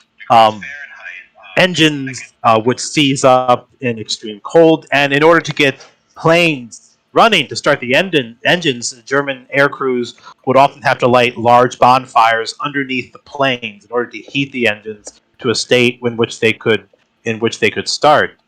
And on the other hand, Soviet military equipment was the Soviet soldiers at this point in time around Moscow. They were equipped to fight in winter warfare. They had camouflage outfits. Their equipment had been their equipment was winterized so that they could accommodate extreme cold. And so the German offensive, it grinds to a halt not too far from Moscow, and the Red Army units that were defending Moscow itself, they were pretty exhausted. German intelligence believed that the Red Army had little to no operational reserves left, but in the fall, throughout the fall of 1941, under the orders of Stavka, the Soviet High Command, they started transferring hundreds of thousands of soldiers and reserves from Siberia and the Far East. And these soldiers were especially well trained and equipped because they had been stationed in the Far East along the borders with China and Manchuria, because Stalin had been worried that because there was an alliance between between the Japanese and the Germans, that the Japanese would attack the Soviet Union in the east. So throughout 1941, Stalin had made sure that large numbers of the Red Army were deployed in the Soviet Far East. There had even been like a brief border war, the Battle of the Soviets, or the Russians call it the Battle of Khalkhin Gol, in 1939, kind of right when Poland was being invaded, in which there were kind of these large border battles between the Japanese and the Red Army. And Georgy Zhukov, he actually kind of proved to be he was kind of like the big military commander of Soviet forces in the Far East at this time, and he kind of his display of leadership there kind of really elevated him up in the ranks. But by late 1941, the Soviet intelligence had figured out that the Japanese, because they had suffered a pretty big bloody nose from the Battle of Khalkhin Gol in 1939, Japanese leadership felt that it was best not to mess with the Soviets, and they instead, in their expansion plans, were going to concentrate not on mainland Asia, but in the South Pacific, which meant that they were eventually going to attack the Americans. And the Soviets had learned that the Japanese were planning to expand in the South Pacific and go against the Americans, and they eventually would with Harbor in December 1941. So knowing that the Japanese were not going to attack the Soviet Far East, they had Red Army units were transferred to the Eastern Front, and it was these kind of Siberian and and Far Eastern, or previously deployed in the Far East Soviet troops that were able to launch an offensive at the Battle of Moscow on December 5th, 1941. And while it wasn't a huge, massive rout of the German army, the weakened state of the Germans combined with the fresh troops from the Far East, the Red Army was able to reconquer a bunch of land around Moscow, push the Germans far enough away so that Moscow was not was not in immediate danger anymore.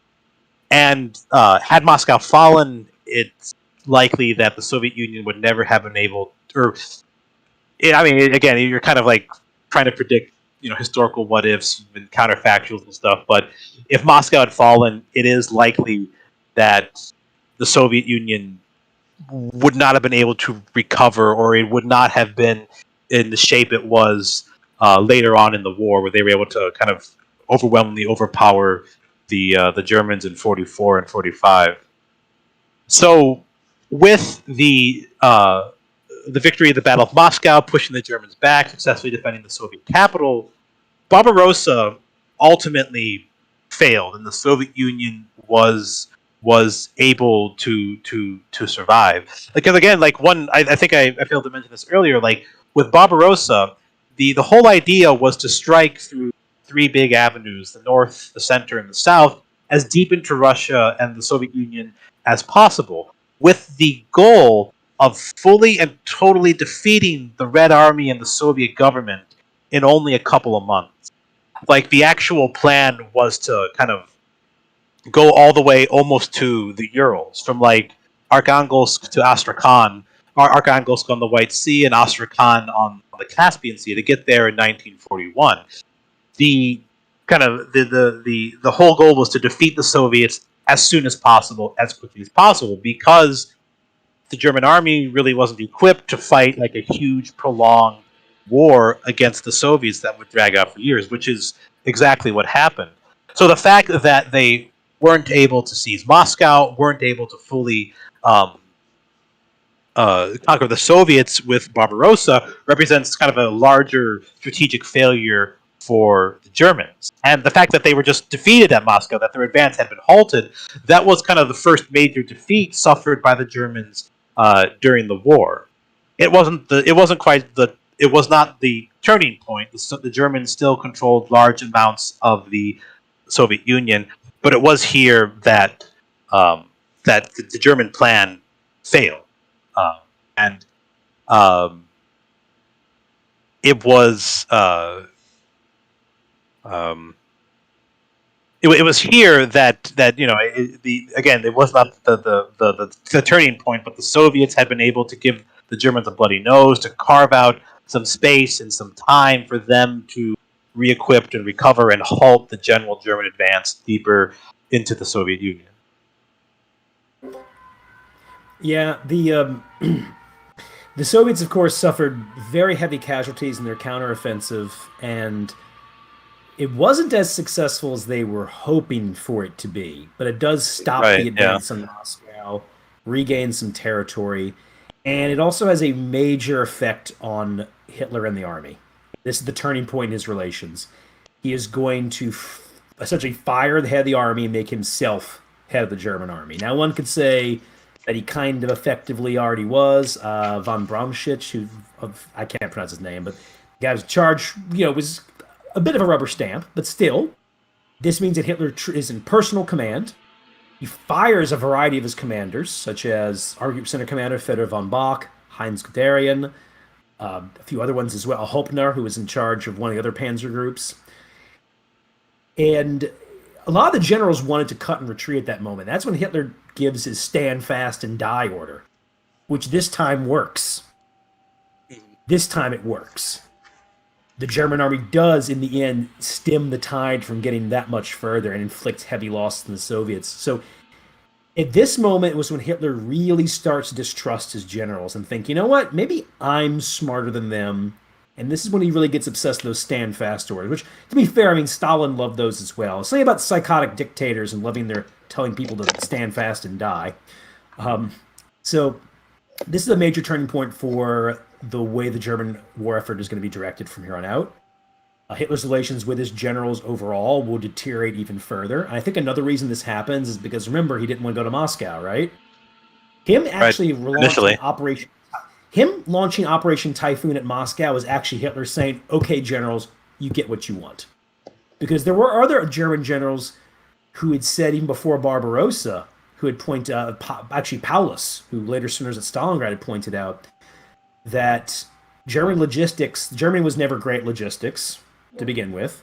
The logistics were pretty poor, especially they were poor for an invasion of this scale. Somebody like Paulus actually said that once you get to around Smolensk, you should just stop, pause, readjust yourself. You were mentioning the fact their supplies are low. The Germans actually had enough winter coats. They don't have the way to get them to the front. Right, yeah. Because they don't have the infrastructure to get them to the front and also get them in the food, the ammunition, and the gasoline to keep going. And if you're going to keep the offensive going, you're going to favor those items over something like winter coats. So, Right. So I think also, like, understandably from Hitler's point of view is, I gave the stand fast order, it worked. You all wanted to back out, that would have been a disaster. And furthermore, we shouldn't have done this whole Operation Typhoon thing to begin with. And I think that's the decisive moment in Hitler's relation with his generals and in the way he's going to prosecute the war going forward. Yeah, and it's and one real interesting thing again about the German logistics and transporting them is that from 1941 through 1943, when the Germans still have the initiative and are able to launch defensives where they want to launch them, we do not see a general offensive or advance along the entirety of the Eastern Front. In 42, we have the advance towards Stalingrad, which is mainly in the south. In 43, we have the attempted offensive at Kursk, which is in the center. And the Germans simply do not have the manpower, logistics, the resources, the supplies to launch a major offensive along the entire Eastern Front like they did in 1941. No, they don't. They're going to do the Crimean thing early in 1942. And there was a plan for a limited offensive to take Leningrad. That didn't happen because the Stalingrad fiasco happens. But yeah, they're going to have to be striking in the south. One thing the German army in World War II was really good at, actually, was evaluating their divisions and determining which divisions, like what's their fighting capability. And I believe somewhere one of the generals said that of the divisions of the Eastern Front, by about February, March 1942, only 40% of them were capable of sustained offensive operations. So the logistics, the losses, and keeping in mind, too, the German army that invades in 1941 is one of the most fearsome and effective armies in history. I mean, they're at the top of their game in confidence, tactics, everything, right? Except, of course, things like logistics. But they know that they've shot. A lot of the German generals are telling Hitler, "We've shot our bolt." And actually, a lot of them said, "Don't even attack in 1942. Fortify the positions, take our time to resupply our men. We'll hit them in 43." But Hitler decides to take essentially about those 40% of the divisions, roughly, well, actually less than that, to launch, of course, Operation Blau. But before that happens, Stalin launches his own attack in the south. That's a total disaster. The Second Battle of Kharkov. Yeah. Yeah, that's actually another big one, too. I mean, I know you're going to get into it, but like Kharkov was an offensive Stalin wanted. A lot of his generals opposed it, but enough agreed to it, of course. And they're not going to tell him no. I mean, have you seen this guy? I mean, he murders you for looking at him the wrong way. Right. So that's kind of when people were just like, I don't know why some of those German guys fought in World War II. I'm like, well, a lot of them are drafted. What are you going to do? Tell the Nazis you're a pacifist? Have you seen these people? But so what's going to happen is Kharkov, it's after that disastrous Soviet attack that Stalin starts to trust certain commanders more. Now, Zhukov, Right, yeah. that's around the time him and Zhukov their relations gets a little more tense. But you could have guys like Yeremenko, Konev, and oh god, remind me, who is the Slavsky. other big planner? Which one? Say his name again. Rokossovsky. Rokossovsky. There's Vatutin, but there's another guy who's the other big strategic planner. He's I know who actually you're the one who's talking more about. He's another guy one with of a V name. I think he dies before the war's over. Vasilevsky, yeah. Vasilevsky. So he does start to trust certain commanders who have proven themselves. Even as his relations with Zhukov get a little more tense, and Zhukov's his own can of worms because there's a lot of propaganda behind him. Although he is a good commander, but there's some bullshit there. Doesn't help, of course, when your memoirs are called General Zhukov's Greatest Battles. But anyway, but you do see after that failed Kharkov offensive of Stalin gradually trusting these certain key commanders a little bit more, and it is kind of a thing somebody pointed out. It's been pointed out is that you see the opposite, right? Like Hitler distrusts his commanders more and more and more throughout the war, fires them more and more and more, starts executing some of them, of course, as well. And it's the opposite with Stalin. He goes from trusting them, shooting them to, by the time you get to 1945, Zhukov tells him for the Vistula Oder offensive, Stalin's like, can we attack a little earlier? And Zhukov's like, no, I want an extra month. And he goes, okay. Yeah, and it's a growing like that Battle of Kharkov there, the one in spring 1942, which you said it's the second. I know there's like 3 or like maybe 4 battles of Kharkov because it changes hands. 4 battles of Kharkov. That's the second one, and it's it's a huge disaster for the Soviets. But you're definitely right. It's a growing Stalin's growing trust in his generals, and I think especially with Stalingrad as well, that is the big turning point of the war, and we see a growing sense of professionalization in the Red Army as well, not just at the very top with its like Zhukov, Rokossovsky, and Vatutin, and Vasilevsky, but even throughout the entire Red Army, a growing like morale is up. People are like, oh hey, we can defeat the Germans, and there is like a growing sense of like professionalization. Whereas the Red Army that's in Germany in 1940 and 45, these are some of the the hardiest fighters, and they get shit done, and they've defeated the Germans, and they're a professional army as as drably as they're dressed. Yeah, it's one thing to mention. There was this one interview I heard with a German veteran who had fought at 1943 in Russia, and then he fought at Normandy, and he said, like, yeah, I had more respect for the Russians. He said, I mean, he said that they outnumbered us, they had a lot of equipment, but it was a lot more. He said it was a lot more man to man. He said I felt like the Americans, British just bombed us and shelled us the whole time. So yeah, I like that. That's like he's like, I had more respect for the Russians, better fighters. That was I do. You of course you have Operation Case Blue with the offensive in the south. It's first a stunning success. Well, I say stunning. The Germans don't manage to recreate those massive pockets, but they do inflict heavy losses. Stalin gives his famous not a step back order. But I want to key into this, what you mentioned about the professionalization.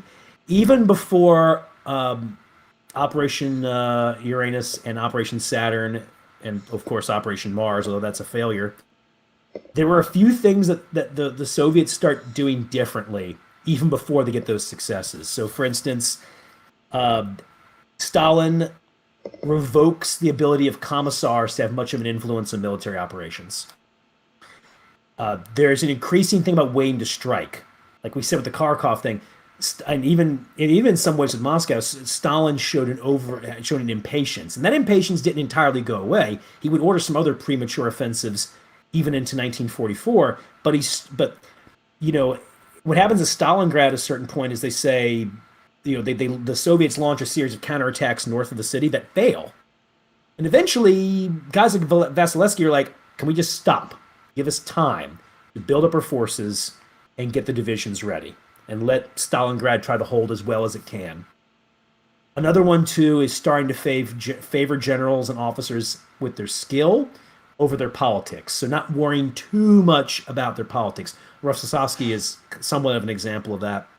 Right. Yeah, he he was in the gulag in the 30s. Oh yeah, he has teeth beaten out of him and stuff. Yeah. Another one too is tank organization. Now, you just getting a little esoteric here, I guess, or just arcane. But so, 1941, the Soviets did have these large mechanized corps. They were blown to pieces. And the Soviets, understandably, after that, didn't deploy like tank brigades, I want to say, or tank regiments at least. And that was understandable 1941 and into 1942 because you're fighting a more defensive war overall, and it's good to kind of spread around your armored support. But when they started launching counterattacks in the fall, like late summer, fall 1942, they noticed their armored forces were getting chewed to pieces, and they said, wait, reconcentrate the tanks into corps again because we're getting ready for offensive operations. So they improved their tank organization. Around the same time, of course, they're now starting to receive and install radios in their tanks, which is important. I mean, that's half the reason German tanks are so successful. Well, they were using in Barbarossa. They were using like flares and flags to communicate between the tank, which is like, that works really well on a parade ground, but like not well anywhere else. This also, of course, hurt the French tanks in 1940. The last one to mention is rewards. You start having where, if the Soviets start giving out lots of money and even medals. I want to say the Soviets were actually the most liberal country during World War II in terms of just rewarding their soldiers. I think they were, yeah. There were a lot even after the war, like the 10th anniversary of victory, the 15th anniversary of victory, they would mail out and award these medals to veterans. And so you have by like the 80s and 90s pretty much every veteran on like Victory Day or the anniversaries, and even the ones that are still alive today when they're out and about in their wheelchairs usually, they have shitloads of medals. Even like relatively low ranking soldiers, they got like 15-20 medals on their sport coats or on their shirts when they go out.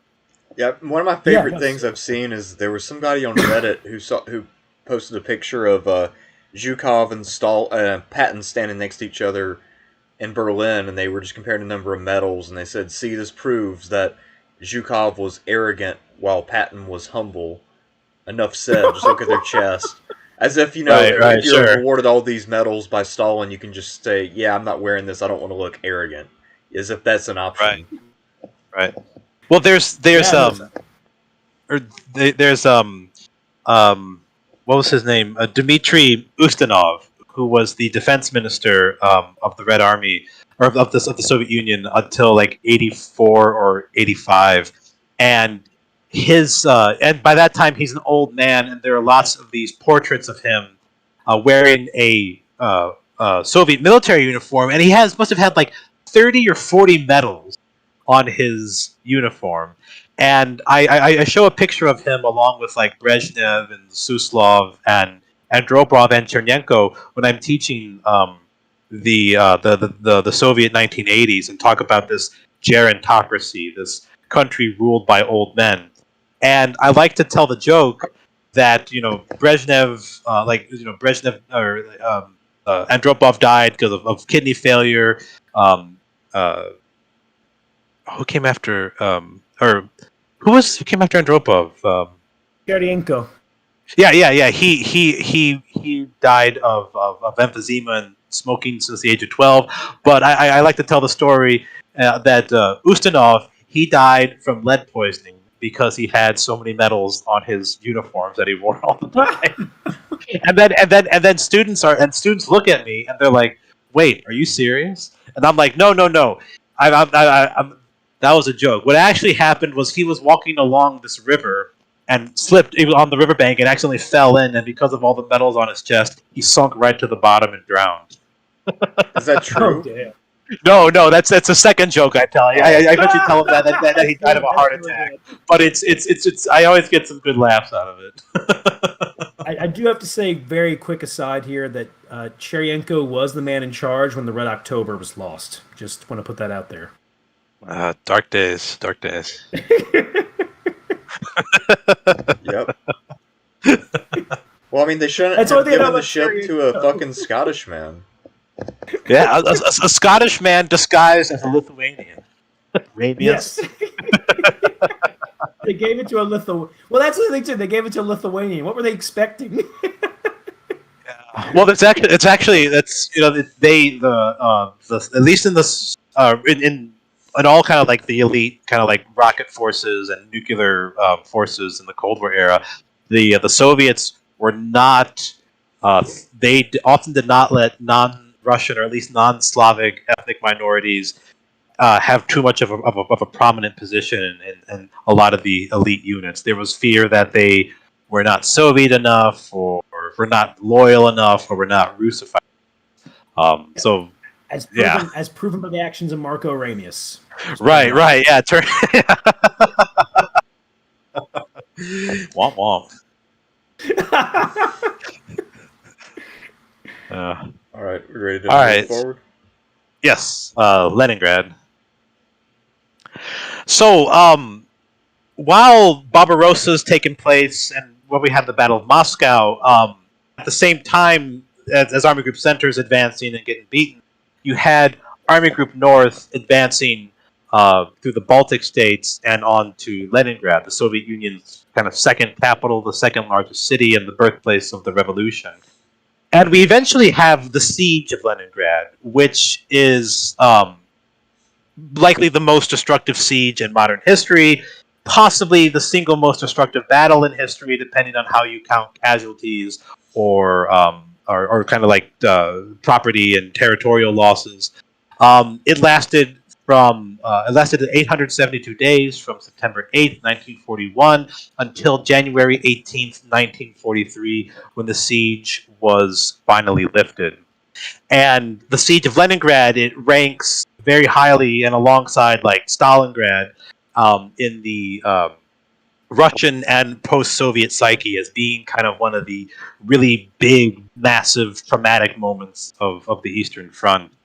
And it's estimated that upwards of 1.2 to 1.5 million civilians starved to death during the siege. And that's not including military casualties, which were around 854,000. And that's from 1941 all the way to 1943, killed, wounded, and captured. So it's depending on how you classify battles or sieges. This could be is arguably one of the larger ones in military history. So next slide, please. So here we have the Army Group North. It moved very quickly into Lithuania, Latvia, and Estonia. And one of the big kind of major events of this was the evacuation and fall of Tallinn in Estonia. You can move to the next slide. So the Baltic states, they were occupied in 1940 by the Soviet Union.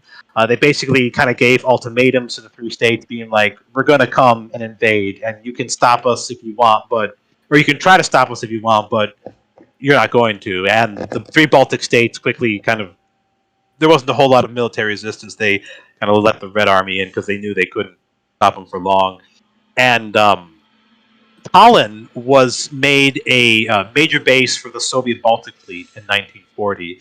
But with the Germans rapidly advancing to the Baltic states, by the end of August, the Soviets realized that Tallinn, this big naval base for the Baltic Fleet, is going to fall. And very quickly, in only a few days, the Soviets have to evacuate something like 150 naval vessels from Tallinn. They lose a lot in the process. They're also evacuating military personnel. They're evacuating a lot of civilians back to the major naval bases near Leningrad. This was all done without any air cover from the Red Air Force, and it really was this kind of. It's one of those like. If they hadn't been able to get the fleet out, they would have lost a huge part of the Soviet Baltic Fleet. And while the Baltic Fleet itself, during the war, wasn't a huge presence, at least the surface ships weren't. The submarines, they played, because they were able to go underwater and couldn't be tracked by air cover. They played a bigger role in naval combat, more so towards the end. But if there was a very good chance that in August of 1941 that most of the Baltic fleet could have been captured by the Germans, which would have been a huge, which would have just made everything worse for the Soviets. But they were able to evacuate the bulk of the fleet to back to like Kronstadt and Leningrad. So next slide. So the Germans they were especially interested in Leningrad because it was a major naval base for the Baltic Fleet. It was you had them stationed at a big part of the naval base was Kronstadt, this island kind of to the west of Leningrad proper. It was also a major cultural population and industrial center for the Soviet Union. It was the birthplace of Soviet communism, the site of the October Revolution, and taking Leningrad would be this kind of huge, not just military victory, but also propaganda victory for the Germans. So it was the main strategic goal for Army Group North. And they reached the outskirts of Leningrad by September of 1941. But at this point in time, the Army Group North was not strong enough, or at least the commanders felt it wasn't strong enough to launch a full-on assault of Leningrad itself. So Hitler and his generals resolved that the city instead should be besieged and it should be starved out, and in the process totally destroyed. Next slide. And the Germans were able to kind of besiege Leningrad because they had on their side Finland.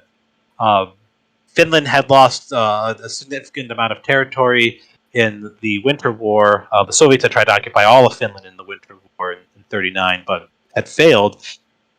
And with the German invasion, the Finns, they entered the war on the side of the Germans with the goal of seizing a lot of land that was lost in the Winter War and probably seizing a bit more that they felt properly belonged to Finland. The Finns reached their old borders and a couple of other. I think they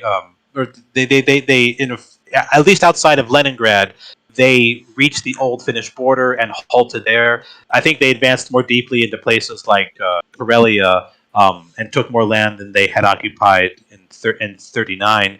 But the Finns, they reached the border near Leningrad and they just halted. They did not play an offensive or active part in the siege of Leningrad, but their actions did function to cut off, to isolate the northern part of Leningrad. They cut off any supplies. The Finnish soldiers there just kind of sat and dug in, and they've helped facilitate the siege in that manner. And Hitler's larger plan with this siege was, again, to starve out the population, to destroy, and once the population was starved out, then all the buildings and infrastructure in the city would be destroyed, and his larger plan was to kind of then hand over this ruined, destroyed land to the Finns and let them do with it as they please. All right. Next slide. Oh, hang on one sec. So, with the encirclement of the city and cutting off the rest of Soviet territory in September 1941, Leningrad begins to suffer a long series of bombardments, German air attacks, and for the next 3 years, they're constantly under various types of artillery and air attacks. Red Army soldiers, the Baltic Fleet Naval Infantry, they are able to hold and defend the city. And there were several instances of, between 41 and 43, of the Red Army trying to push through to Leningrad, to break through the German lines, to reach Leningrad, but these attempts to relieve the city and lift the siege failed. But because their goal was to kind of bomb the civilians and the military out of Leningrad, and they were doing it kind of defensively. They weren't going on the offensive, and the Red Army soldiers and naval infantry, they were also on the defensive. We kind of have this kind of lack of offensive warfare, kind of almost retreating to trench style warfare at certain points on the front line. So the lines remained relatively stable for nearly 3 years, but the big issue for Leningrad, at least, is that because they're cut off from the main part of the Soviet Union, starvation and material shortages become much more problematic, especially as the winter of 41 and 42 sets in. All right, next slide. So, with the beginning of the siege, infrastructure begins to break down. There's a lack of running water, shortages of electricity, sometimes no electricity. Public transportation shuts down. Supplies of oil and coal and other fuel begin to run out. People are reduced to chopping down trees to burn as firewood. There's large-scale destruction of homes and buildings. Bombardment or bombings and artillery strikes are very common. And a big part of this also is that there's a lack of food. And pretty soon, starvation becomes to be a major problem. Daily rations in September for manual laborers had been 600 grams of bread per person per day, 300 grams of bread per children, which are pretty modest amounts of bread. And by November, food and rations had become in such short supply that manual laborers were getting only 250 grams of bread per day and 124 grams of bread for everyone else, which are starvation rations. I do not think you can survive long on such small amounts of food. And with starvation and food becoming a problem, there were also reports of cannibalism. Some of them were rumor, but there were actual incidents of cannibalism due to starvation. People were killing people for their ration cards, or if people died, sometimes they were eaten. Sometimes people were killed to be eaten, which is pretty horrendous. The Soviets, they did not suffer cannibals lightly. People who were found guilty of cannibalism, they were summarily executed. But you had, in order to kind of increase the bread supply, you had sawdust being baked or being used in the flour with the bread to kind of make more of it to go around. Animals in the zoo were slaughtered and eaten, and people began to try to boil down like leather shoes and belts and just keep boiling them until they become soft enough and try to eat those, which I don't think you can actually get a whole lot of nutrients from boiling down leather and trying to eat it. But people were so hungry and kind of driven to such lengths by starvation that they kind of did this pretty crazy stuff. Huh. Yeah. Next slide, please. And it's from starvation where most of the casualties come from. Again, 1.2 to 1.5 million civilians died during the siege of Leningrad, most of them from starvation.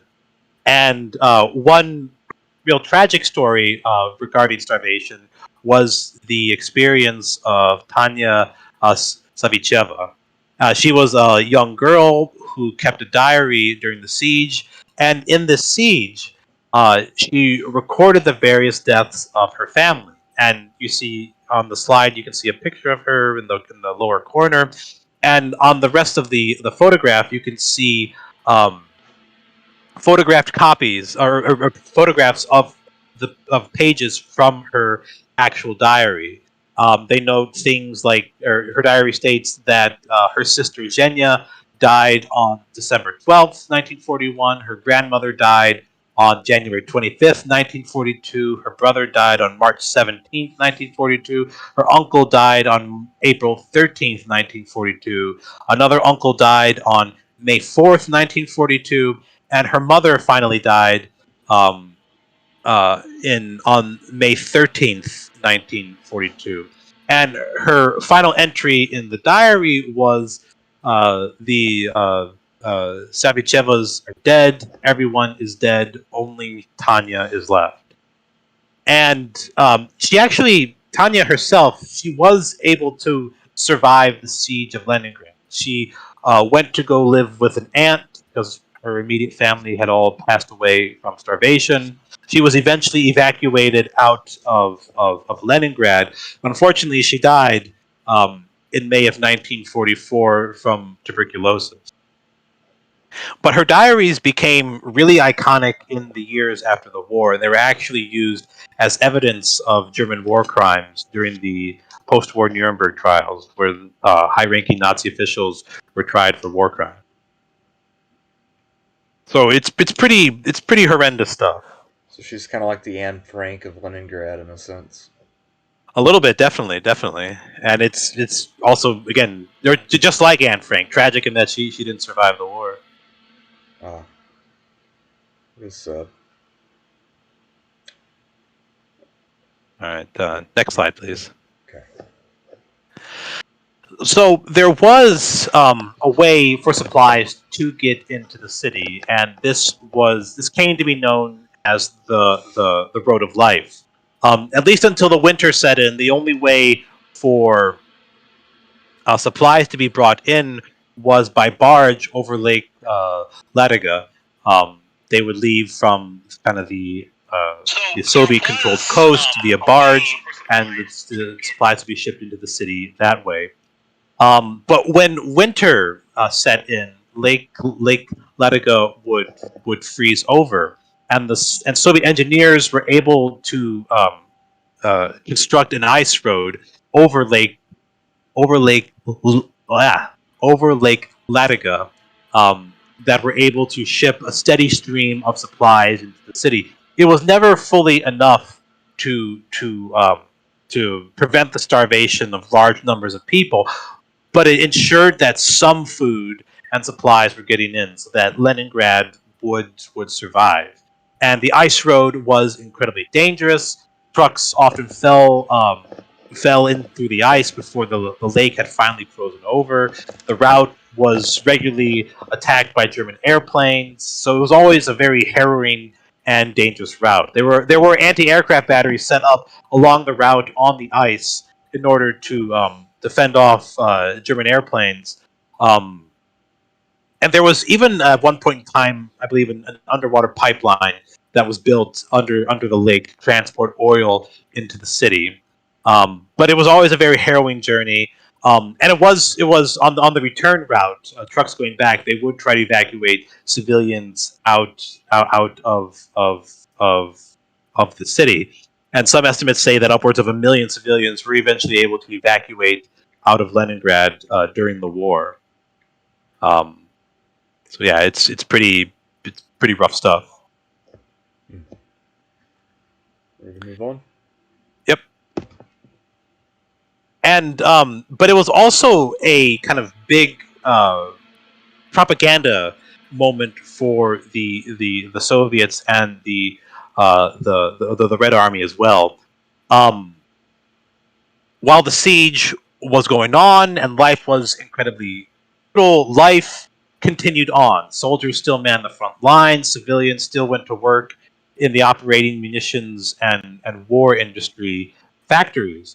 And the fact that the city itself, despite tons of people starving to death, was still able to function to an extent, the Soviets kind of used this to show that they could survive any and all hardships that the war brought.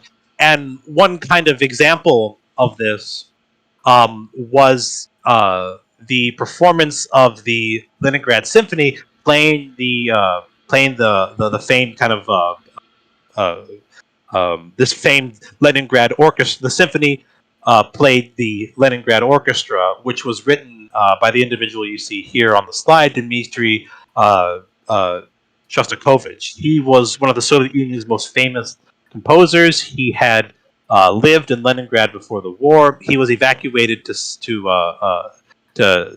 Central Russia during the war when the Germans first invaded, and he wrote this composition, the Leningrad orchestra, or this piece, this orchestral piece, in order to show that while Leningrad was under siege, it was still a living, functioning, and surviving city. Um, this piece of music was originally premiered in Kuibyshev, which was on the Volga River, kind of in the Russian interior, on March 5th, 1942. But the kind of really impressive performance of this musical piece was by the Leningrad Radio Orchestra within the city itself. This premiered on August 9th, 1942. But what's really interesting is that the Leningrad Radio Orchestra, um, it only had about 14 or 15 members of the orchestra that were still alive in the city. Many had died from starvation or had been drafted to fight. And the piece itself, again, it's called the Leningrad's or known as the Leningrad Symphony. It required about 100 orchestra members, so more musicians had to be found.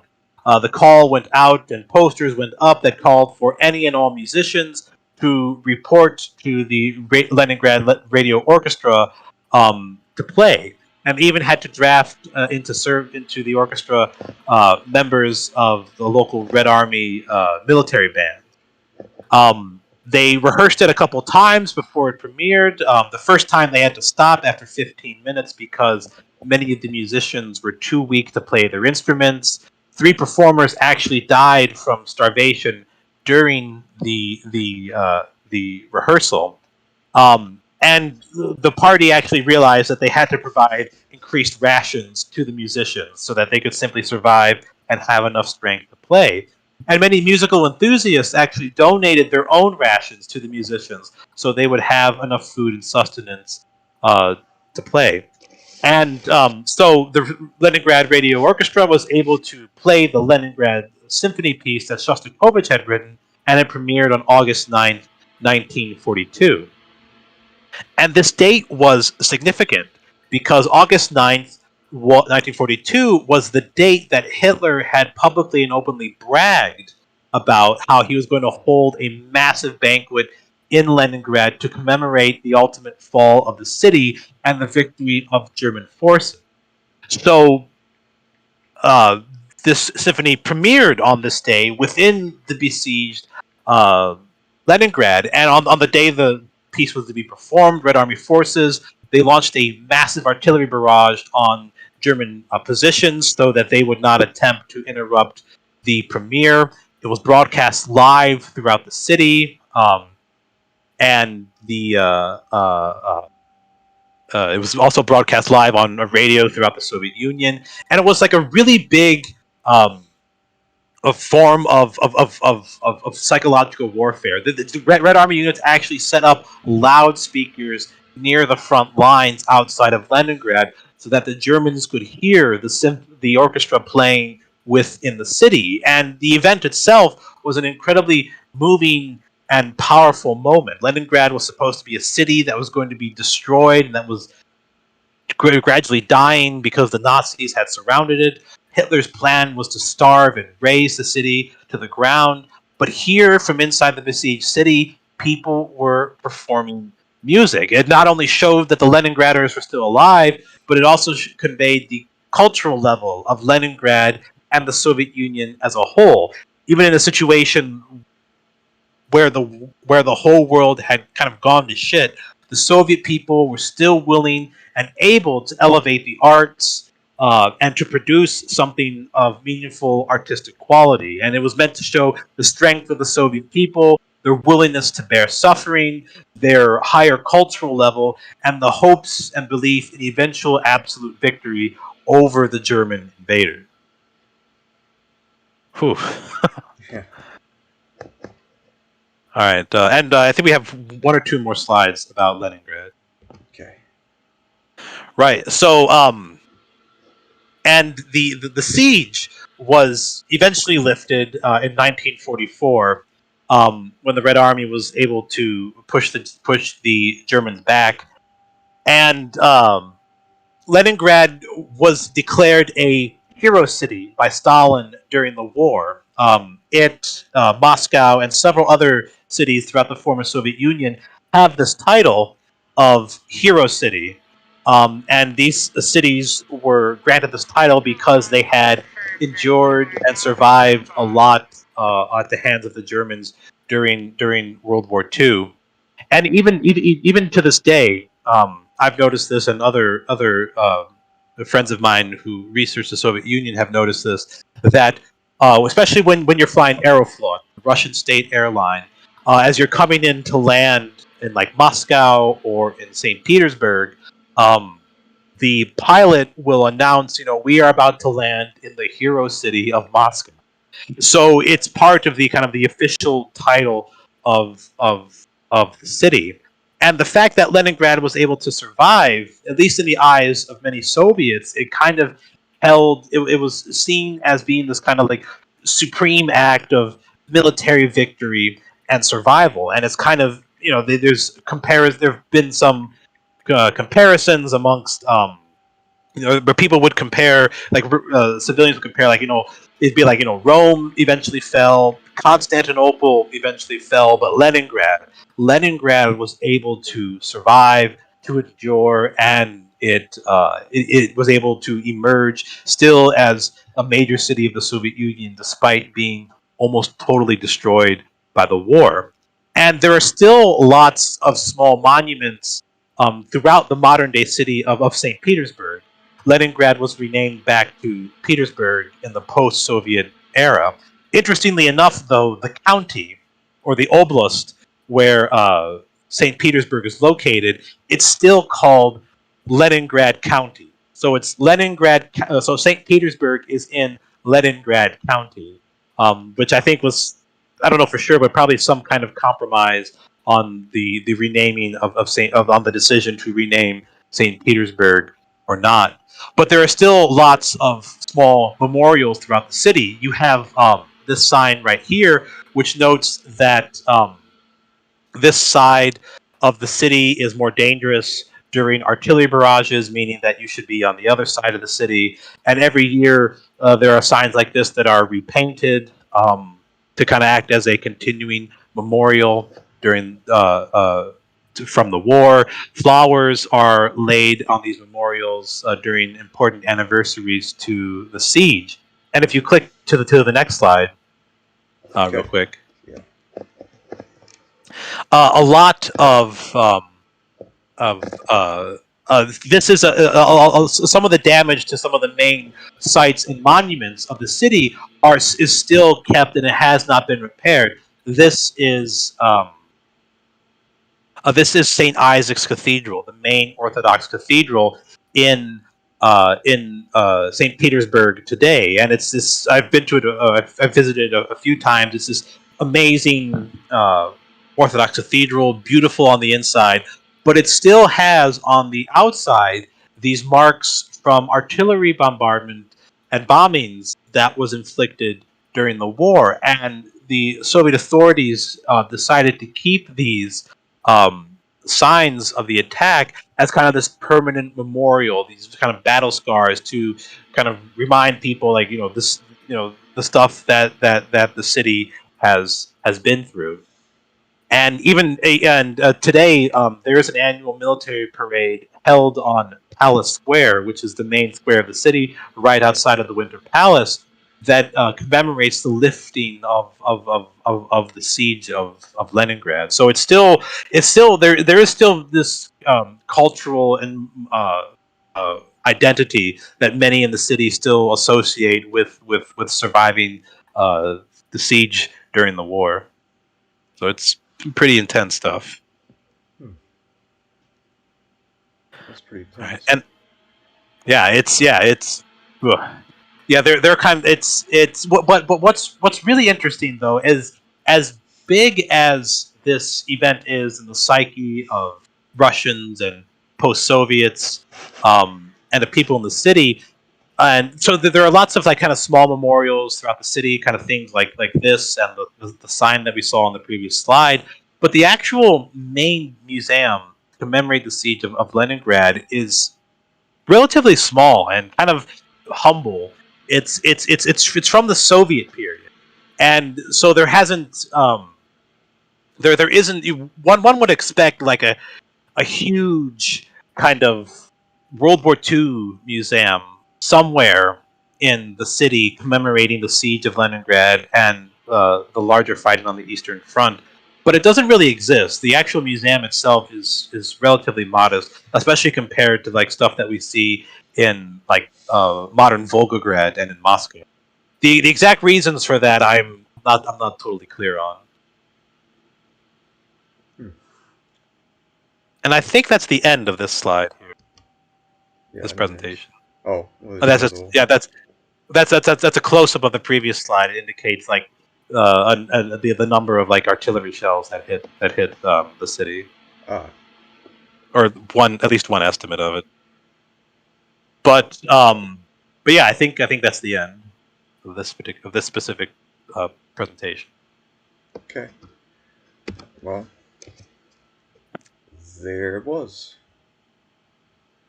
Did you want to continue on, or do you want to call it a night? I mean, I'm good to continue on. How about you guys? I'm pretty good. I'd like to take a probably a quick break, but we can go over the overall course of the war, from Stalingrad on, essentially. Yeah, I'm good with that. Sure, yeah, Take a fiver. yeah. Let's Yeah, take a take a 5 minute quick break. little fiver, all right? All right, let me check on something real fast. Make sure I've got everyone. All right, good. I found the super chats earlier. That's a good. Well, I must have missed one. Damn. Wait, here it is. Never mind. No, that's not the one. I already have that one. That's annoying. Oh well. All right, back in 5.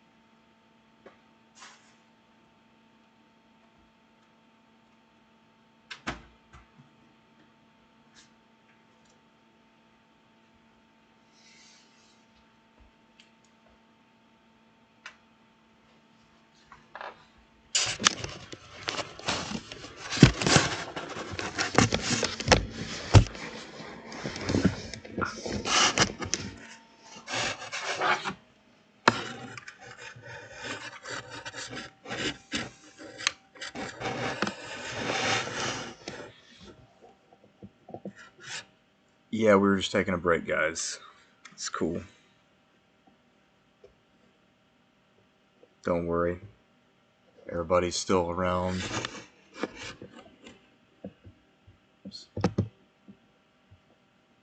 Okay.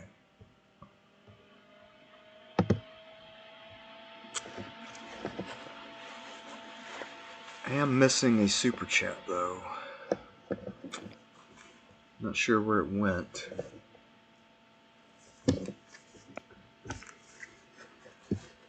All right, I'm back. Alright, so John's back. Now we're just waiting on Sean. Cool.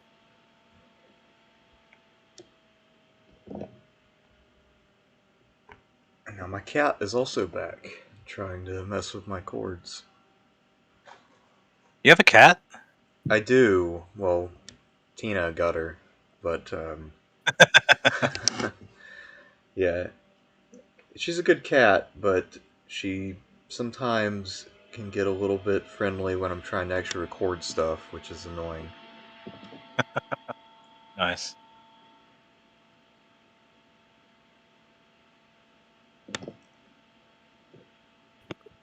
Yes, I think we must have gotten 3 super chats, but I only have 2 recorded.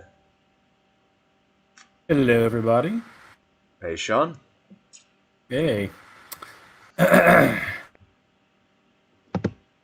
So, I'm guessing we're just going to go, like I said, into the war, and then I guess we'll do a part 4 where we do the post-World War II years. Yeah, I mean, let's try to finish the war if we can. Yeah, I'm So going to definitely finish the war. I don't have the slides for that. I have Right. the slides I gave Derek. They cover Stalingrad, the Battle of Kursk, and women and minorities serving in the Red Army. When did you give me those? Oh, I gave them to you this afternoon. Okay. They should be in the on the Google Drive. Do you not see them? I did not see those earlier. Ah. All right. Do you want me to send you the link, or you just kind of want to wing it? You can send me the link if you want. Do you have it? Can you send it on Discord, or where would you send it? Hang on, let me bring it up real quick. Give me a minute here.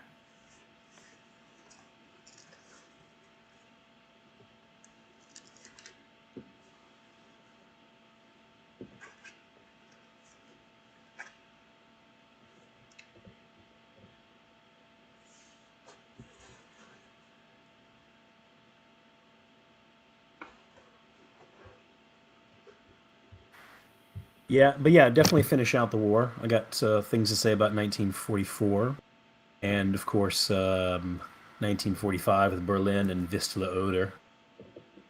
Okay. Yeah, I can send it. I can send it to you on Facebook here. I don't have Or Facebook. on this computer. Oh, by the way, I've got some new stuff to say about Ernst Busch. Just so you know, I found some new Bush facts. Man, I got some new Bush facts for you. The best of the best. He's your favorite German commander. Yeah. The creme de la creme. Yeah, if you could actually just email it, I could probably do that. Okay. Here. All right, sent it to Thersites the historian. Okay. Let me check that real fast. Just show everyone your email. Well, I mean, all it does is show that I've received different things, so whatever. Not a big deal. Yeah, also, just fun announcement, I will be appearing on someone else's channel toward the end of the month for a podcast or episode about the history of video games, or maybe it's not the history of video games, I forget exactly the topic, but it is related to both history and video games. Oh, So. cool. I know Very for cool. Forgotten Battles, we're going to do some live streaming whenever we get some channel stuff resolved. Talking about videos and whatnot. And we're starting to do some short videos, and they're working on one right now. We have one coming up for the end of the month on Admiral Fletcher. Oh, nice. which will tie in nicely with the last one we did for Eastern Solomons. Yeah. Also, I guess you guys got the script I sent you. We did. The plan is actually now to do that next year. Oh, really? Yeah, I know. I just we were discussing it, and they want to do an April Fool's episode, of course, but because the channel's getting a lot of momentum right now, they want to build that up before doing another April Fool's episode. I really think what it is that Lance put a lot of time into the Transformers one, and it's a great video, but I don't think it gained as much traction as he thought it was going to. So he still wants to do the one you've turned in for sure. Okay. And he wants to do one for G.I. Joe as well, the Cold Slither episode. And I got a few other ideas too. However, he wanted to push the history in this year and then do the April Fools next year. So, so that's the plan with that one. But it will be done for sure. All right. We also, to be fair, have a big backlog of episodes right now. But now the channel is monetized and making money. Lance is all excited and in, so Well, that's good. and Danny is too. So yeah, I mean, once you start making money, you're like, wait a second, we gotta get more of these videos out, Yeah, I noticed that several other channels that do history, they've been far more active over the last 2 months since the algorithm became very favorable. Yeah, why is it favorable to history right now? I don't know, but ever since about mid-November, it's just been, booming. I don't know why. I guess because I was afraid the January 5th changes might slow things down, but I don't think they have. So anyway, there are a lot more recommendations for history channels right now than there were in the past, and you can tell by how much shit people are pumping out that they were waiting on something like this to happen. I mean, unfortunately, I did not have enough time to capitalize fully because of grading and other things, but yeah, a lot of other people did. I still need to watch your latest video for sure, but yeah, no. So that's kind of what's going on over there. The plan right now is to have at least one video, preferably a major video each month. So this would be Fletcher, then Coletto Creek, and then actually Vistula Odor in March. Oh wow! Which I'm looking forward to. Well, so you're pretty much writing all those. Yeah, I've written Coletto Creek already, and I'm working on Vistula Odor right now. And then after that, Danny's got a few he's going to do. We might, for April Fools this year, do the Battle of the Pips. Yeah, actually, yeah, screw it. Let's do the Battle of the Pips. I'm gonna get that. I'm gonna write that down to get that ready. Because I think there should always be like a goofy April video. Yeah. What's the Battle of the Pips? In short, there was during the Aleutians campaign, there was U.S. battleships around there because our major offensive we did in the Pacific in early 1943 is in the Aleutian Islands. Hence why things slowed down a bit in the Solomons. And anyway, these battleships were off the Aleutian Islands, and we were very afraid the Japanese were going to try to attack us there. And they almost did, so it's very much a valid fear. Anyway, there was a radar mistake, and the U.S. fleet, a powerful fleet, shelled the open ocean for a few hours. Any whales that were there had to have died. That's for sure. So yeah, it's called the Battle of the Pips. I just think it's a goofy little interesting incident in World War II. Interesting. Nobody to this day knows exactly what set the radar off. They think it was a flock of birds, though. It's pretty cool. Yeah. I know, I just gave away the whole video. Look, I gave away the whole video, but stay tuned. We'll have more for you. So anyway, it's going to be an active year of Forgotten Battles, and then the plan is to do your April Fool's video next year, which I'm going to keep a surprise, and then do G.I. Joe the year after. Okay.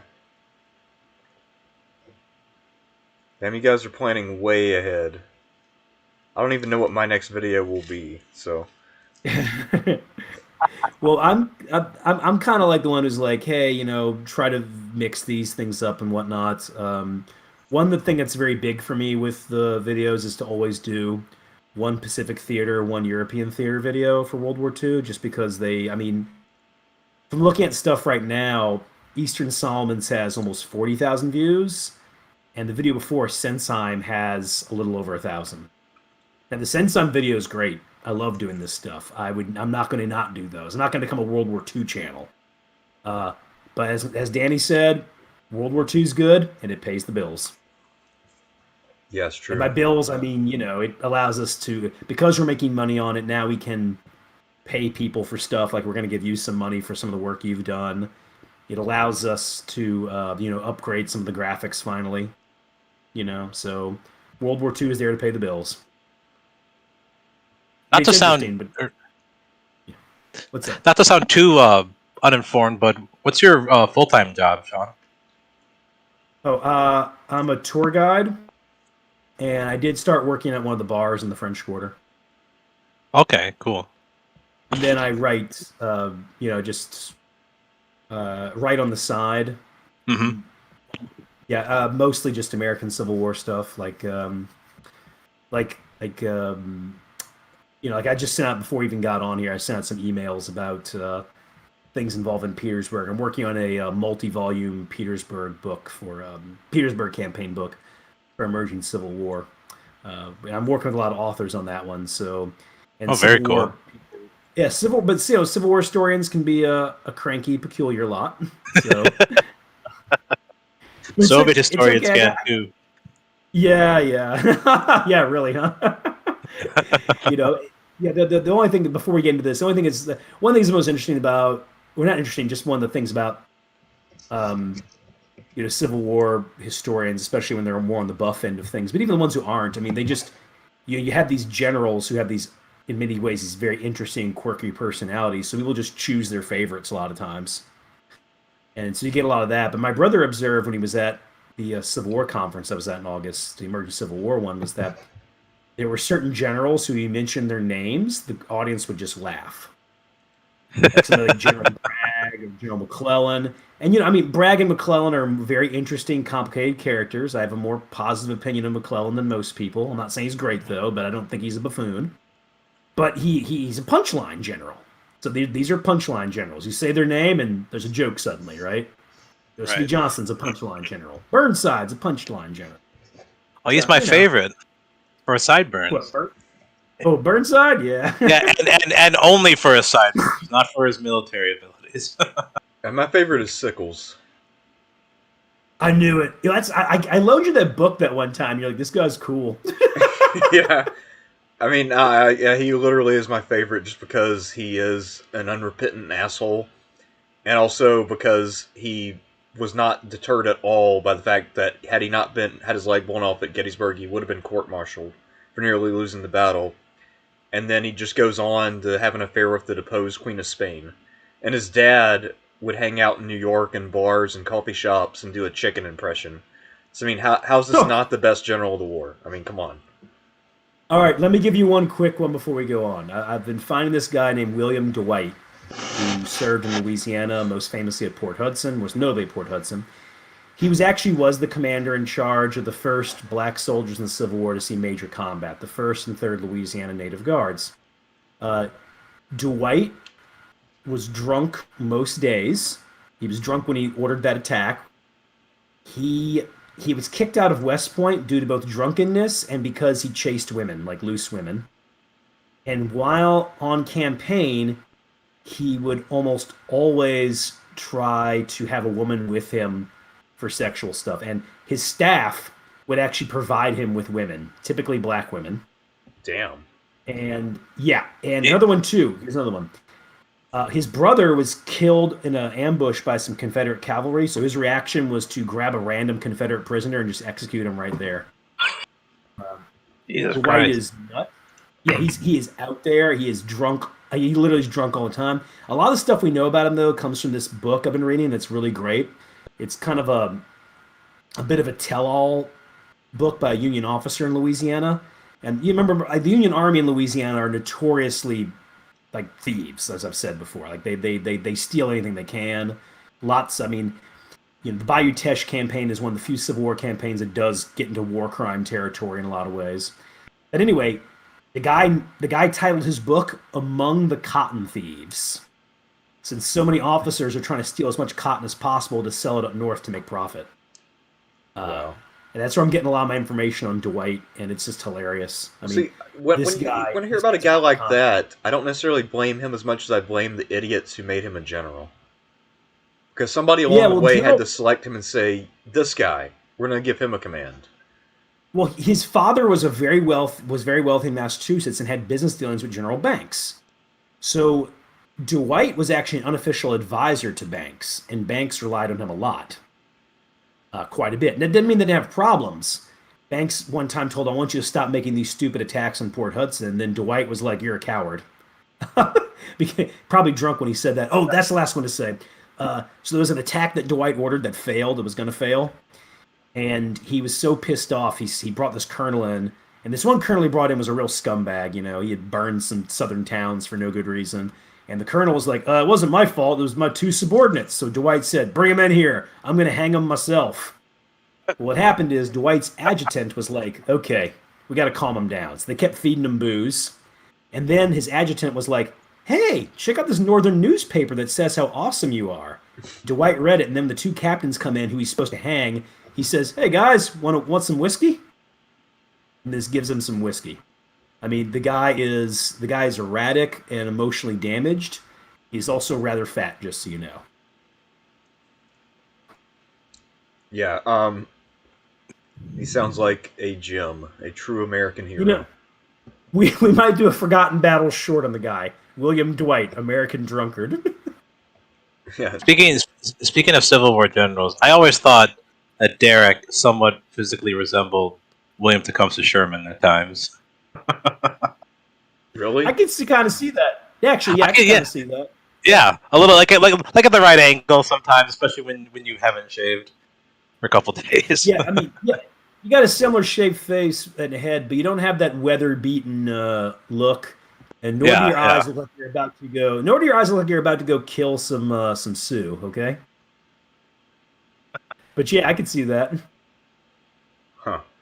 Well, the one Civil War general I always thought looks like someone I've seen before is Beauregard. To me, Beauregard looks like the guy who plays Lieutenant Dangle on Reno 911. Totally, definitely. Just so it's known, the Civil War general I'm supposed to look like is either David Stanley or General Rice, who died at Spotsylvania. So You do look a that's lot the like one. David Stanley. Although, Yeah, when we watched that one reenactment video at Shiloh, you looked like the guy who was playing Grant. yeah. Shiloh Portrait of a Battle. Danny watched that for his bad movie thing. He loved it. he's like, did I just watch Fort Sumter get pounded by PVC pipe? Yeah. Well, I mean, to me, like, the guy who played Grant in that was doing an impression of you doing an impression of Grant. So it's like, it's meta. Yeah, it was even funnier because the guy wasn't like he didn't even look that much like Grant. I mean, I guess I kind of look like Grant a bit, but yeah, you know, what I mean, like his beard looked like he had a marker was put on him, you know? Yeah, I mean, because back it was the 50s, no one wore beards back then, so it was probably Yeah. went to the barber shop or had one of his friends go to the barber shop and just collected it and like glued it on his face because it did not Fun look, fact. it didn't look right. Yeah, the video. Apparently, a lot of locals in the area were in it, but they didn't. You know, the reenacting wasn't as attuned yet. So Danny said he watched it. He's like, "There's obviously a Confederate guy just wearing a gray T-shirt." Yeah, That's it, everybody. Watch it on YouTube. It's a classic. Shiloh, Portrait of a Battle. and also everyone there looked healthy, and everyone was young and well shaven and all that. So Well, at least they were thin. yeah, You they know, you were. got They these. were all thin and fit.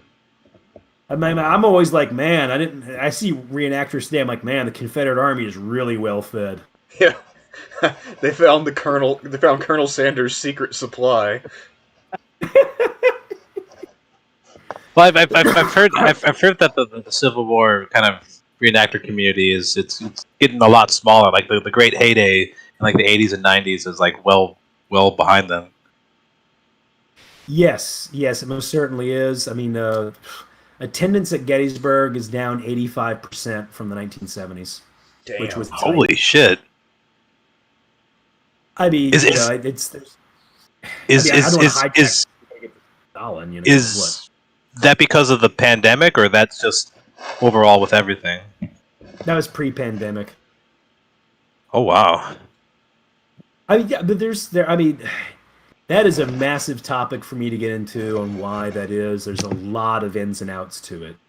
You know, why Gettysburg is not. Why Gettysburg went from being a major. I don't know. I'm saying major tourist destination, but it was a well-visited park 40, 50 years Right. ago. It just really is, and its numbers have gone far down.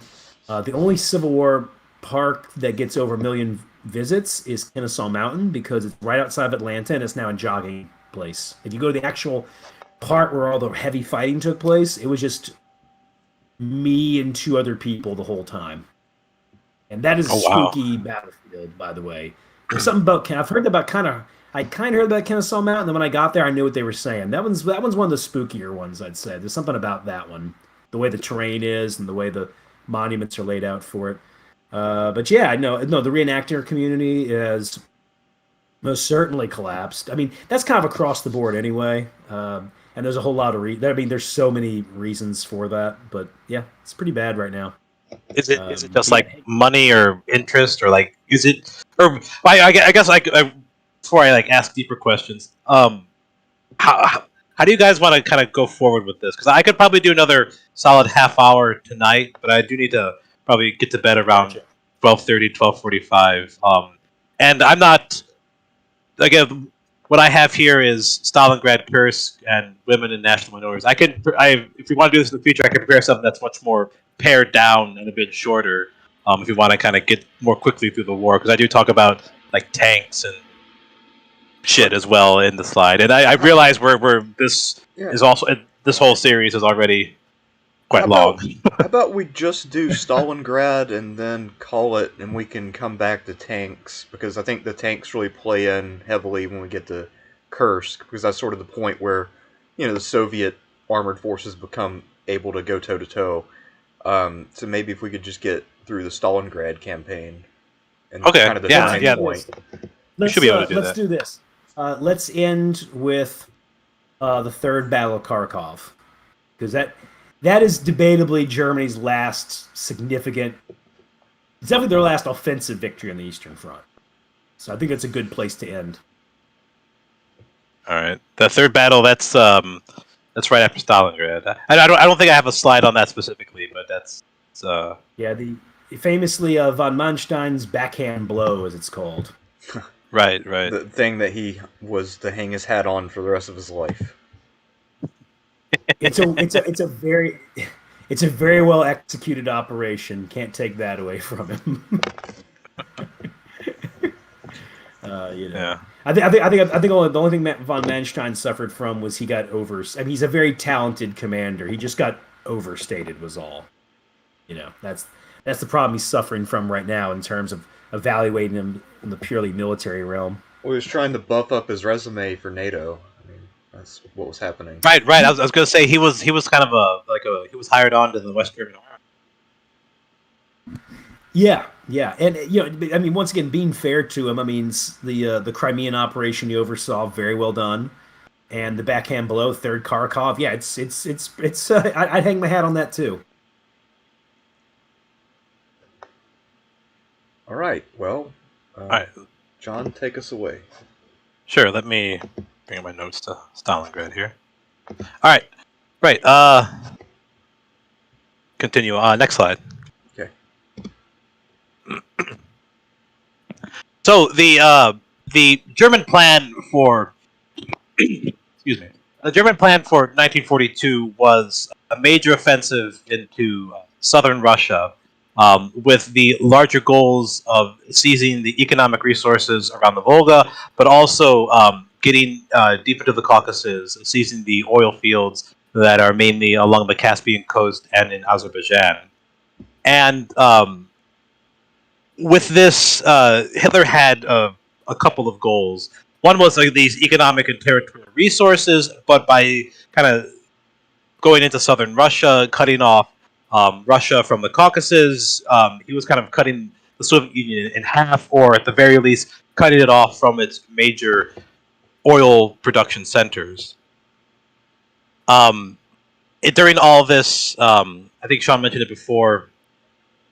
Hitler had the goal of again encircling large numbers of Red Army units, like he had in the summer and fall of 1941, and he also had kind of grand dreams and ambitions of sending his forces south through the Caucasus into Turkey, Asia Minor, the Middle East, linking up with German forces invading from North Africa, which were wholly unrealistic. Like even if the campaign, even if he had like many more men and supplies, I think going into the Middle East and linking up with like Rommel in North Africa was just kind of dreams, like snow cloud or clouds and dreams and whatnot. Nothing super realistic.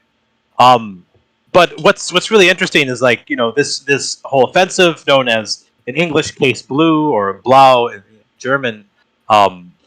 Is that it has become known as the Battle of Stalingrad. But Stalingrad was not the large goal of the whole offensive. Like it was a major city that was there, and it was expected to be occupied, but there wasn't this indication that it was this huge, titanic piece a piece of real estate that was of incredible importance, or that it would become during 1942. And I mentioned this already as well, that due to the massive losses the Germans had suffered during the first year of fighting, upwards of around 1 million casualties or so by January 1942, and due to their issues with logistics and supplies, the Germans could not launch an offensive along the entirety of the Eastern Front. And even to launch their offensive in the south, towards the Caucasus and Stalingrad, they had to pull a lot of forces from Army Group North and Army Group Center, which kind of explains why Army Group North more or less remained in place for nearly 3 years, simply besieging Leningrad. And the Germans were even relying heavily on soldiers and their allies. Italy, Hungary, and Romania sent considerable numbers of troops and supplies into were part of this larger campaign. So the Germans were feeling pretty confident about their offensive here. And if you go to the next slide. Right. So they were feeling pretty confident about the offensive, and interestingly enough, the Soviets were also feeling pretty confident about 1942. Stalin believed that that the German army had suffered a massive defeat at Moscow. He thought that a lot of their forces, at least in the south, were pretty weakened and denuded, and he actually thought that any major German attack would be coming towards Moscow from Army Group Center.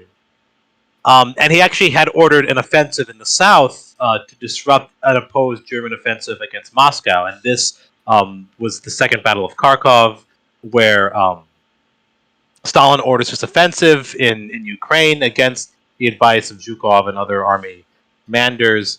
It was a huge disaster. It was in May 1942, and it took place right on top of Army Group South, which was primed and ready for its own offensive into the Caucasus. The Second Battle of Kharkov caused upwards of 277,000 casualties for the Soviets. The Germans totally stopped the offensive in its tracks, and they were able. This halting of the Soviet offensive by the Germans and launching the German offensive soon afterwards, this resulted in a collapse of the Soviet Southern Front. The Soviets, they lost around 250,000 men in the Second Battle of Kharkov, and about 50,000 Soviets were surrounded and taken prisoner in the subsequent retreat through the southern part of Russia and the northern Caucasus. But Hitler did not have the massive encirclements like at Minsk or at Kiev in 1942 like he had in 1941. The Soviets, they were definitely retreated and they were hurting pretty badly, but they were able to avoid those large-scale encirclements. But despite this, Stalin was pretty furious that his offensive failed and that the Germans seemed to be going on their or were going on their own offensive in the south. And it was here, kind of in the aftermath of the Second Battle of Kharkov, that Stalin issued Order 227 in an attempt to stem the retreat. And it was his no step back order, kind of reasserting that anyone who's caught retreating or maneuvering without proper orders could be summarily executed.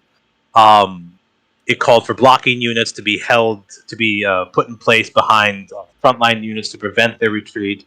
And it's estimated that around 13,500 Red Army soldiers were executed along the lines of Order 227 during the larger Stalingrad campaign. And that's an estimate. It's not total. I'm pretty sure that the real accurate number was higher, but a lot of deaths or punishments were not often officially recorded due to the chaos and fluid nature of the situation. The Germans, they're able to push deep into southern Russia. They're able to get into the northern Caucasus, and by the end of August 1942, they are outside. They are in the suburbs of Stalingrad. Next slide, please. So, fighting in Stalingrad was marked by several major factors. The first and foremost was the Volga River.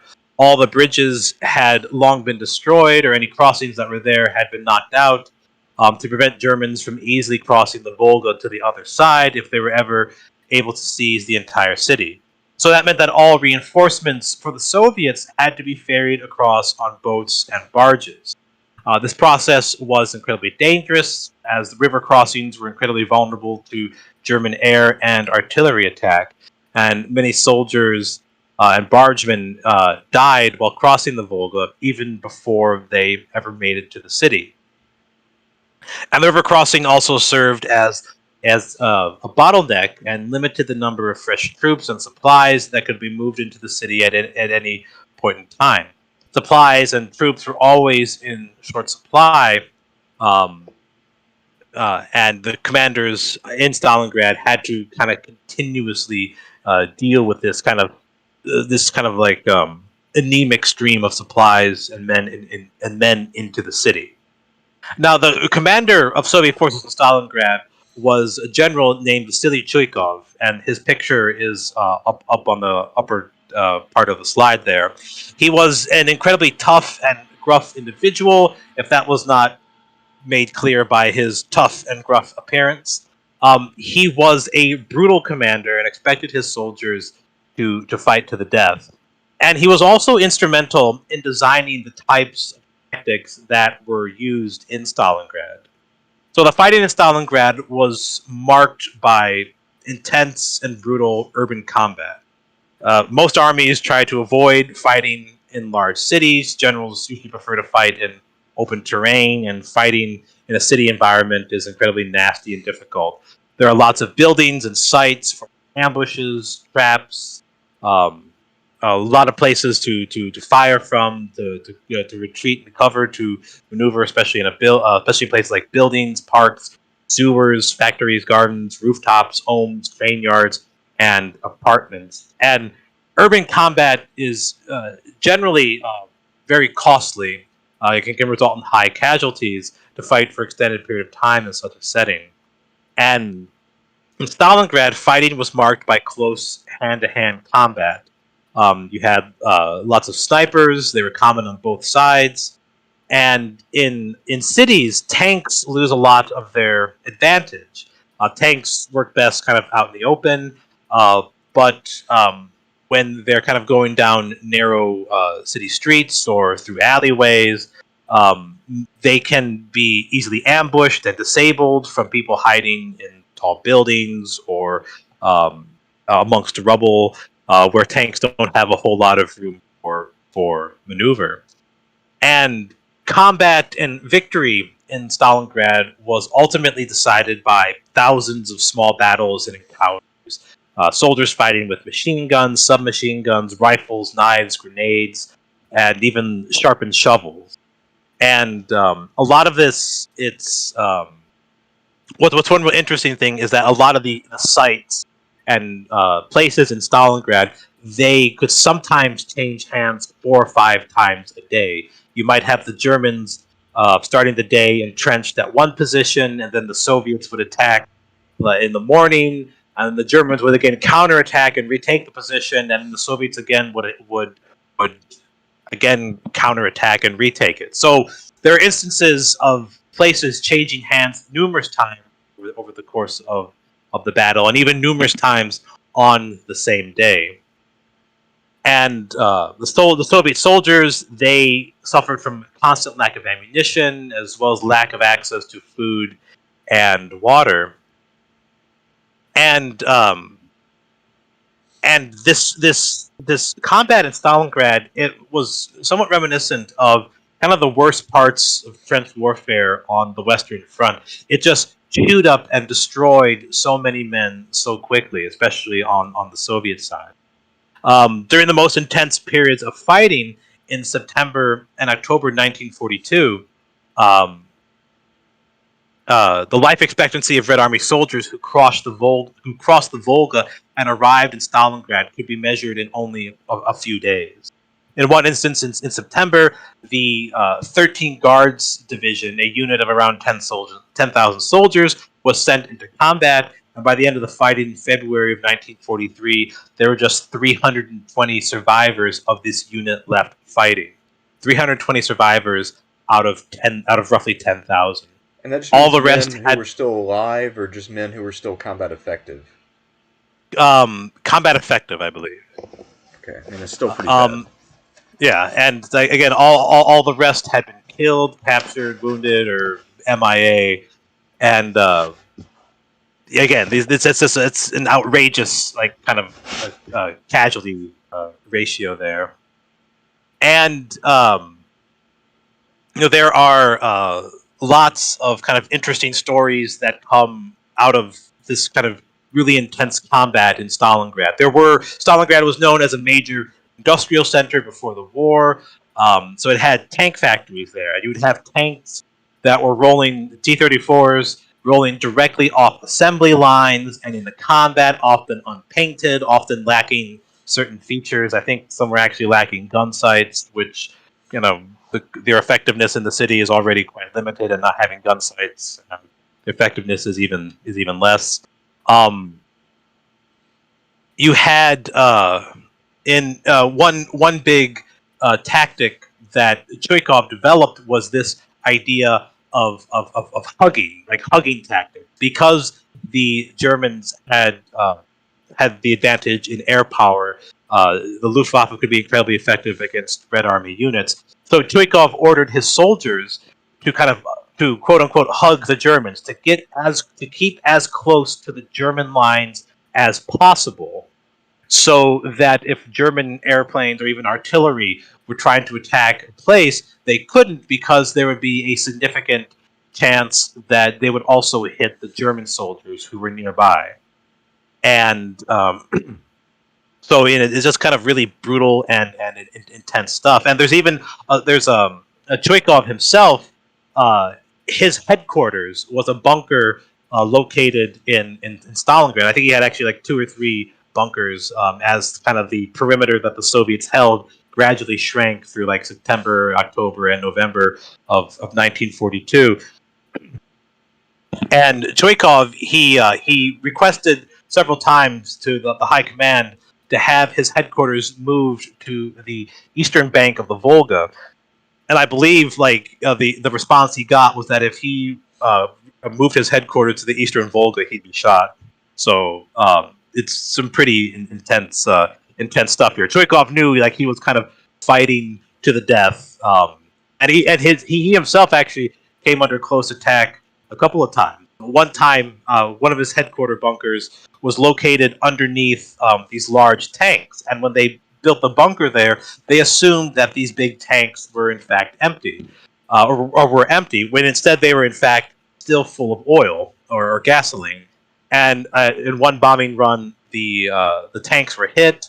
There was this big fireball, and the bunker was almost overtaken by flaming oil. I'm not sure if the oil almost flowed into the bunker, or if it was just the smoke and fire was kind of suffocating them.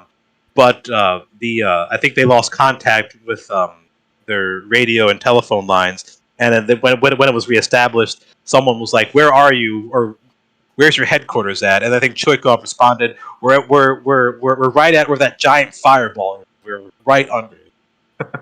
So it's a pretty again. There's these insane stories, but it's just the brutality of all this was just so extreme. All right, next slide. Oh, add something quickly about urban combat. Mm-hmm. Cities are a tricky thing in a way. They usually fall surprisingly quickly, but with very brutal, but very heavy colossus, like you said. Mm-hmm. There's also a tendency for defending armies not to want to defend in cities either. And one of the reasons I've read is that command and control is already difficult anyway, and it's doubly so in a city, especially as it's getting pounded to pieces. Stalingrad develops along very unusual lines, in part because the Germans actually can't properly surround it due to the Volga River. And right. At the same time, their own offensive is starting to lose steam. They'd had to fight. They'd had to fight to get into the city in the first place. A lot of losses there. The logistics are getting messed up. By the time you get to around October, Paulus knows the bulk of his divisions are no longer capable of continued hard combat. And while they've inflicted heavy losses in the Soviets, they're still able to feed men into the city, just enough to hold on to the slither of the city that's on the river. But yeah, no, so, lots of cities fall surprisingly quickly. Stalingrad's an exception because of the German attack starting to reach what they call their culminating point, and also just the inability to surround the thing.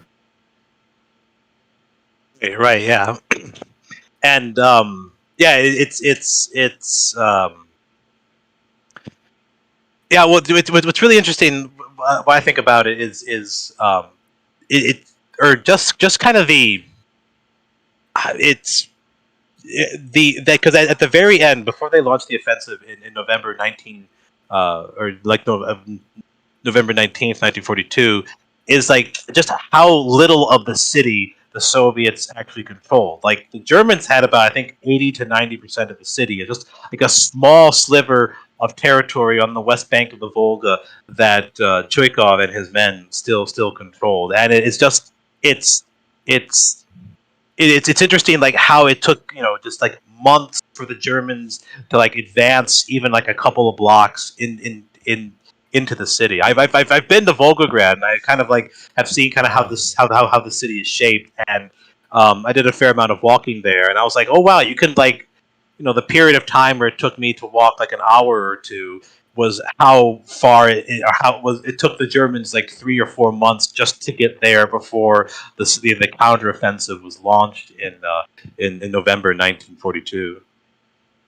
Yeah, at the same time, the Germans are pressing down towards Baku, but the offensive there is starting to bog down as well. Yeah. They're getting overextended, and what oil fields they do capture, of course, have been thoroughly burned. Right. Yeah. There was an interesting thing where the Germans captured the tallest mountain in the Caucasus, like their mountain troops did, and they put the flag up there and everything. And apparently Hitler was just annoyed by it. Thought it was like something because by that time he was realizing, I think we've shot our bolt. Mm-hmm. I think that's Mount Elbrus. I think. Yes, it is. It's in Mount Elbrus. Yeah. By that time though, like I said, by that time Hitler knows that the offensive is starting to unravel in a lot of ways, and as you mentioned, they now have to rely on Hungarians, Italians, and Romanians to hold along the line. And there's actually not too much wrong with their soldiers themselves. They just don't have a lot of the proper equipment. Mm-hmm. Like, enough anti-tank guns, for instance. There actually were a few elite or very good Italian units deployed, which actually will bite pretty hard when the Soviets do hit them. But once again, a lot of it's equipment. They just don't have the necessary equipment to even take on the Russians when they do strike. Right, yeah, and it's there is also this kind of larger meaning to the battle as well, because Stalingrad, it wasn't it was just kind of this city that the Germans and the Sixth Army under Paulus was supposed to occupy, kind of on the way down the Caucasus, or kind of to secure their flanks, or the west bank of the Volga River. But as things progressed in the fall of '42, this battle kind of took on a meaning larger than the sum of its parts. It wasn't just another. Wait, What's that? I'm sorry to cut you off here. You're going to be talking about Hitler being obsessed with it being called Stalingrad, right? A little bit, yeah. All right. The new evidence shows he wasn't. Really? Yes. It actually shows that there was a German newspaper mentioned it, and Hitler actually sent them a note and said, please don't talk about this kind of drivel. Interesting. Yeah, I by the way, this is new. I only just found out about this last few months. Teak did a video on it. He pretty much laid out that Hitler really didn't give a shit that it's named after Stalin. Now, Stalin may care. I don't know about yeah, that. yeah. Yeah, I mean, for instance, just a quick one. The Battle of Verdun. My whole life, I grew up hearing that it was an attempt to bleed the French army white. No, it wasn't. That was something the German general made up later on. God, what was that guy's name? Falkenhayn made up later on to make it sound good. It was actually just a classic attempt to attack some overextended French units and inflict heavy losses that just unraveled from there. It wasn't an attempt to bleed the French white. And on Hitler's end, at least, he's actually not interested in the name Stalin being attached to it. But Stalin may definitely be interested. Besides, if we look at the map carefully, this map, I mean, back here, we'll see that a more important city fell early, and that would be Vorshilovgrad. Wait, there was a Vorshilovgrad? Apparently so. I just noticed this. I didn't know this existed until I was looking at this map. That's what I was thinking about while Dreeze was talking. But yes, right here on the Donets. I think that's the modern day city of Luhansk, which is, I think, might be currently occupied by Russian separatists. Ah, wow. Yeah, and it's unfortunately it's no longer called Vorishilovgrad. I mean, that is a great disservice to one of the greatest commanders in Russian history. Yep. Yeah. So while Hitler might not have been super zoned in on the city because it was named after Stalin, he definitely was. This was the site of one of his supposed great military victories during the Revolution and the Civil War. He had been a part of a battle there at one point in time. He wasn't the conquering hero that later propaganda made him out to be, but he was involved in a Red Army victory in the Civil War. And before the war, because it was named after him and associated with him, it was a major propaganda showpiece of what a modern Soviet socialist city would look like. It was modern with wide streets, lots of parks, shiny new factories, modern amenities for its citizens, and it represented everything good that socialism could offer its people. The loss of this showcase city by the Soviets named after Stalin would have been a devastating blow to morale. It had major strategic value as well. Loss of the city would have given the Germans significant control of the Volga in the south. It would have allowed them to retain a large part of the southern country.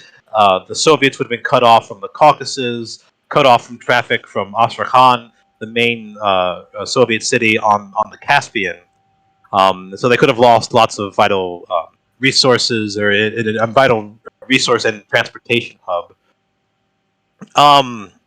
So apparently this city was not a huge obsession for Hitler, and he didn't super go after it because it was named after Stalingrad. But it did, I believe, it did take on a seemingly greater importance, the larger strategic situation, because the offensive into the Caucasus had stalled. They were able to advance. They didn't quite make it to Azerbaijan, Georgia, or Armenia, and they were able to advance into the northern Caucasus. But the original plan was way too ambitious, way too unrealistic. The Germans simply did not have enough men or supplies. Supply lines were stretched. So the failure to reach the goals of the initial offensive meant that Stalingrad kind of seemed to be kind of become the main focus of the offensive, and or at least it seemed that seemed to be the larger embodiment of the German offensive into the south. And by the fall of by November 1942, the Germans occupied most of the city, like 80 to 90% of it. Um, and it looked like just a couple of more weeks they would be able to clear the Soviets out. Chuikov and his men were holding on by the skin of their fingertips, and despite the city being reduced almost totally to rubble, the Soviets were still holding on. But because of the meat grinder situation of Stalingrad, because the Germans were way overextended in the southern part of the country, as Sean noted, they had to rely more and more on the Hungarians, the Romanians, and Italians to kind of support their units, especially to shore up their flanks. And if we turn to the next slide, it was on the flanks that the Soviets were able to launch their counteroffensive. So while things were looking very grim for Chuikov and the Red Army in the city itself, the Red Army had actually been massing soldiers to the north and south of the city.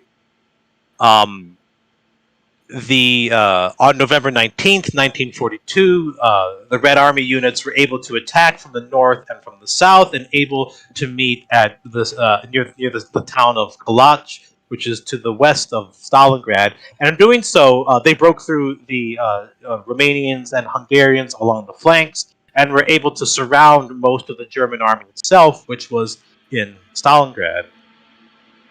The German army was cut off from supplies. There were relief efforts. I think von Manstein launched, Operation Winter Storm, to try to relieve the defenders at Stalingrad. There was Hermann Goering, the head of the Luftwaffe, bragged that the surrounded German army could be supplied from air through regular delivery of supplies via transports. There had been a German unit surrounded, I think, earlier in the war in 41 or 42, in a more northern location on the Eastern Front. It was a much smaller unit than the number of men who were surrounded Stalingrad, which was around 250,000. But the Air Force had been able to keep them supplied for, I think, a few weeks. And Goering said, like, well, my Air Force can do the same thing here. But because of the large number of men and the not huge amounts of aircraft that the Luftwaffe had, at least to meet the supply needs of the soldiers surrounded, they were never able to send in enough supplies. And through November, December, and into January of 1942 and 43, the German army begins to suffer from major ammunition, supply, and food shortages. The German army is gradually starved, and there's pressure put on the surrounded pocket, or I think the Germans refer to it as a cauldron, I think. There was the increased pressure from the Red Army to push the Germans back into the ruined city itself. Germans began to starve. They're retreating into the city, and by January and February of 1943, the fighting effectiveness of the Germans has been severely reduced, and Germans begin to surrender in significant numbers. And I think the last major or sizable German units that were still fighting, they finally surrender in 1943. Friedrich von Paulus, who was the general in charge, he was promoted to the highest rank in the German army, Field Marshal, I think in early 43, and there was, with this promotion, there was the expectation that, or supposedly the expectation that he would commit suicide because no German field marshal had ever been taken prisoner. Paulus did not do that. He ended up surrendering. And all told, the Soviets take roughly 91,000 German soldiers prisoner by February of 1943. And what's really interesting about kind of the memory of Stalingrad in modern Russia is that today it's called Volgograd. It was renamed in the aftermath of during de-Stalinization when Khrushchev ruled the country. But in the past few years, the Volgograd city government has actually decreed that on certain specific anniversaries from World War II and the Battle of Stalingrad, that the official name of the city would revert back to Stalingrad on that specific day. I think one day is May 9th, which is Victory Day. The name of the city reverts back to Stalingrad. But also on November 19th, the anniversary of the launch of the counteroffensive. And I bring this up because I was actually in Volgograd on November 19th in 2017.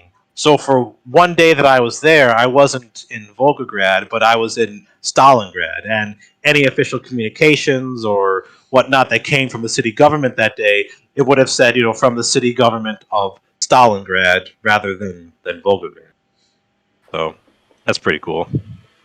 Huh. That's pretty cool. Yeah. All right. I think we have one or two more slides. Okay. Right. So, So the in addition to surrounding the Germans at Stalingrad, the Soviets also launched a series of counteroffensive. Operation Uranus was the surrounding of the Sixth Army at Stalingrad. Then you had Operation Saturn and Operation Mars, which were attempts, which succeeded in pushing the Germans back from any territorial gains they had made in the summer of 1942, and they attempted to launch that, even turn it into even a larger offensive. But I think it was at the Third Battle of Kharkov that Sean pointed out before, where von Manstein, the commander of Army Group South, he was able to kind of stop, or bring a halt to any continued Soviet offensive in early 1943. Yeah, the Operation Mars was launched outside of Moscow. We did a whole video on it, Forgotten Battles. There's an interesting debate about Mars being, was it the main thrust, or was Uranus the main thrust? And it's really hard to decipher because some of those records are still locked up, and of course, it's the Soviet Union, so you also have lots of other problems discerning the truth. Zhukov barely talked about it in his memoirs, for instance. I'll give my own personal spin. I believe that both offensives are major, but Zhukov spent more time planning Mars, and Vasilevsky is more involved in Stalingrad. And, Zhukov did say words to the effect of, even if Uranus fails, we're in a good position with Mars. Now, Mars is launched. It will fail for a variety of reasons. The Soviet tactics are still pretty poor overall. And Soviet tactics are still pretty poor. They committed their tanks too early. They're also facing Walter Model and Kluge, who are both very good defensive commanders, especially Model. Also, at the last minute, Zhukov took tanks away from the offensive and moved them towards a smaller offensive at a town, I think it was called Vikaleluki. I'm butchering the pronunciation. That offensive was successful. It's actually, sometimes call it the mini Stalingrad or Stalingrad in the north, but that wasn't a successful offensive. At any rate, the Germans also had the advantage of having quite a few panzer divisions in the area.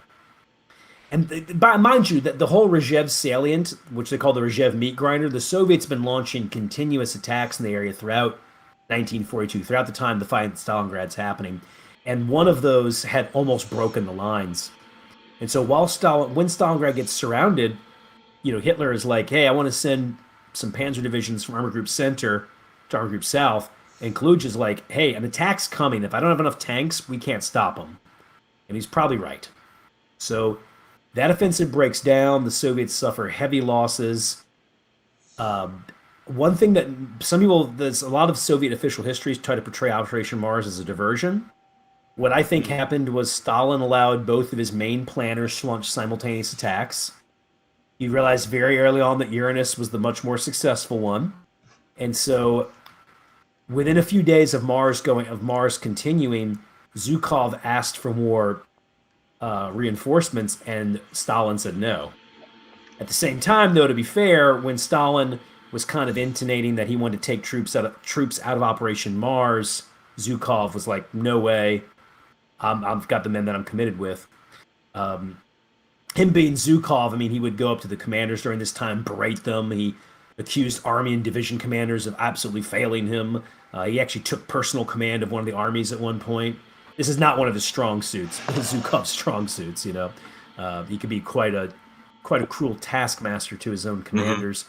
One thing about Operation Mars, though, one of the things that makes it an argument in favor of Mars being the main Soviet attack is that there were more tanks and artillery committed to Mars than there were to Uranus. Interesting. Not like by leaps and bounds, but just a little bit more. But once again, there's a whole debate, and there was a message that Stalin sent a few days after Mars was launched, which the offensive starts to collapse almost right away, starts to unravel very quickly. He actually tells Franklin Roosevelt, "We've launched a diversion in Moscow." So my personal view is Zhukov considered this the main thrust, while Stalin considered it, yeah, maybe it works, and then said, well, I'm going to treat it as a diversion. Saturn, of course, is going to also rip through the front lines, and then the Soviets overextend themselves, leading, of course, to the Third Battle of Kharkov. You got any commentary on that one? Not a whole lot at the moment. Gotcha. What happens is... Go ahead. No, I just know that that Manstein kind of he stopped the larger or any more Soviet attack, and as a result of it, that's where we get the Kursk salient. Yes. One could, of course, say Third Kharkov is overstated. I know Citino thinks that. Who's written a whole trilogy about the destruction of the German army. I like Citino a lot, and he has some very interesting commentary on stuff. But I think that one is one of the ones I disagree with him on. I wouldn't call this a German strategic victory, but this is the last time the Germans are going to seize major real estate on the Eastern Front. So they were able to take what reserves they had, launch an attack, and destroy overextended and overconfident Soviet forces. But what's telling is that as successful as this offensive is, it does inflict heavy losses. The losses are nothing. The losses are the losses the Soviets can take for sure. And the Germans didn't have enough men to create a great pocket or anything. All they can do is rip up as many Soviet units as they can and take as much real estate as they can. And this is also really sets up how the German army is going to operate from here on out. Is they still believe, of course, in the offensive. Scramble, hit them hard. And so in 1943, a growing view in the German army is, well, let the Allies attack, overextend themselves, and then launch a counterattack right at them. And through 1943, they have some success with this. The biggest one, of course, is this. But there's also Kasserine Pass, which technically the Germans don't win, but they do inflict heavy losses on the Americans. You have the dash at Salerno beachhead. You've got some other ones as well. By the time you get to 1944, the ability of these localized counterattacks to be effective decreases rapidly on both fronts, particularly starting with Anzio. But that would be saved for later, of course. But yeah, it's masterfully done. Manstein does deserve a lot of credit for organizing the attack and launching it. It's maybe a little bit overstated, of course, by Manstein, but hey, he's got to get that NATO resume going. Right. I mean, I guess, to be fair, a lot of jab applications do exaggerate, so... Yeah. And especially what lost victories his memoir was. A resume. Yeah, in many ways it It was, is. and he was trying to sell himself as a military genius because he's basically telling the Americans and the British, "I know how to beat the Soviets, but Hitler wouldn't let me. So if you just ignore anything I may or may not have done on the Eastern Front, I can give you the secret." The secret. Right. The Osprey book on Manstein is really good. If you just want like a, actually, I'm actually I like a lot of the Osprey Publishing Commander books they do. I mean, not all of them, of course, but a lot of them are pretty damn good. Like their one on Patton was very good. Zhukov, Yamamoto. This one, the Robert Lee one, was kind of on the weaker side, though. But anyway, no, it's a good series they did for a while there, and um, the commentary the author has on Manstein is very fair to his strengths and weaknesses. One odd little fact about Manstein: he was not a Panzer advocate before the war. He actually preferred assault guns because they were cheaper to make. Interesting. Yeah, so he's not a Panzer theoretician type. He's not a Guderian or a Manteuffel or any of those guys. Yep. All right. I think there's. Did you want to? I have one more slide on the significance of Stalingrad. Ah, there we Yes. go. Sounds great, So man. this was the kind of the largest defeat that Germany had experienced at this point in the war, and it kind of while Moscow had kind of showed that the offensive could be halted, kind of Stalingrad kind of had the larger effect, at least like had propaganda and the Soviet mindset, that the German army's reputation of invincibility could be broken. Like they could be beaten, and they could be beaten badly. And if you were paying attention to the maps, you'll see that after the Battle of Stalingrad, the Germans had lost most of the territory they had gained in 1942. By early 1943, they were back where they had been in early 1942. And this meant that the Germans had used up a whole boatload or two of men, material, and various supplies in all throughout 1942, only to start 1943 almost at the same spot, but just much weaker. And these German losses in men and material, they would struggle significantly to recover. And the Germans lose. They will launch another offensive at Kursk in the summer of '43, but it's here that they're beginning to lose a lot of their strategic initiative, strategy, and battles and offensives would now be dictated by the Soviets. And this was also, again, like a huge propaganda victory for the Soviets.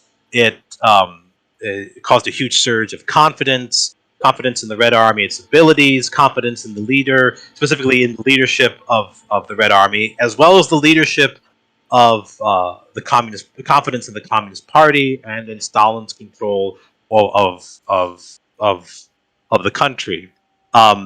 The conducting of that kind of envelopment of German forces at Stalingrad and the pushing them out of the Northern Caucasus, it shows a growing sense of professionalization within the Red Army. They're able, the Red Army clearly has the leaders and the skills and abilities to conduct successful warfare.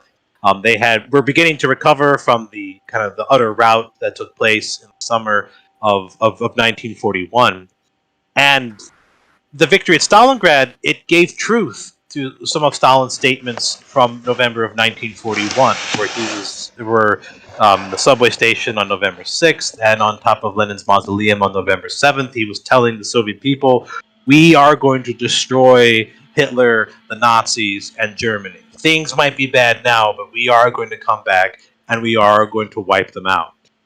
So it looked like, Stalin, the Soviet state, the Communist Party, might actually know what it's doing. And this also caused a huge increase in the prestige of the Soviet Union, especially amongst the Allied leadership. there was a fear in 1941 and even into 1942 that the Soviets might not be able to make it. But with this big victory at Stalingrad, defeat suffered by the Germans, it's becoming more clear now that the Soviets are gaining the upper hand on the Eastern Front. Although there's still years of fighting and to still take place, and it's not going to be an easy walk from southern Russia all the way to Berlin. But now the angle and initiative on the Eastern Front has started to change, and I think we'll leave it there. All right, Yeah, sounds yeah. good. No, they've implemented. They've also implemented necessary reforms. There's still going to be some tactical clumsiness, which will lead to heavy losses. But as you said, this is the turning point. The last note on third battle of Kharkov is it does halt the Soviet offensive at that point. And I think it's telling that the Soviets, I believe, do not launch another major offensive until after Kursk. Right. And once again, that's showing that Stalin is becoming patient, which I believe is very crucial to how that's going to go. Because if they constantly been pressing more and more attacks, and they do make. I think they did make one offensive in the Smolensk area that failed, but the Soviet operations and strategy are vastly improving at this point. And also, of course, their tanks have radios now. That's always a good thing. Yeah. Right. No more flags and flares. Yeah. Yeah. Yep. All right. I have a few super chats before we head out.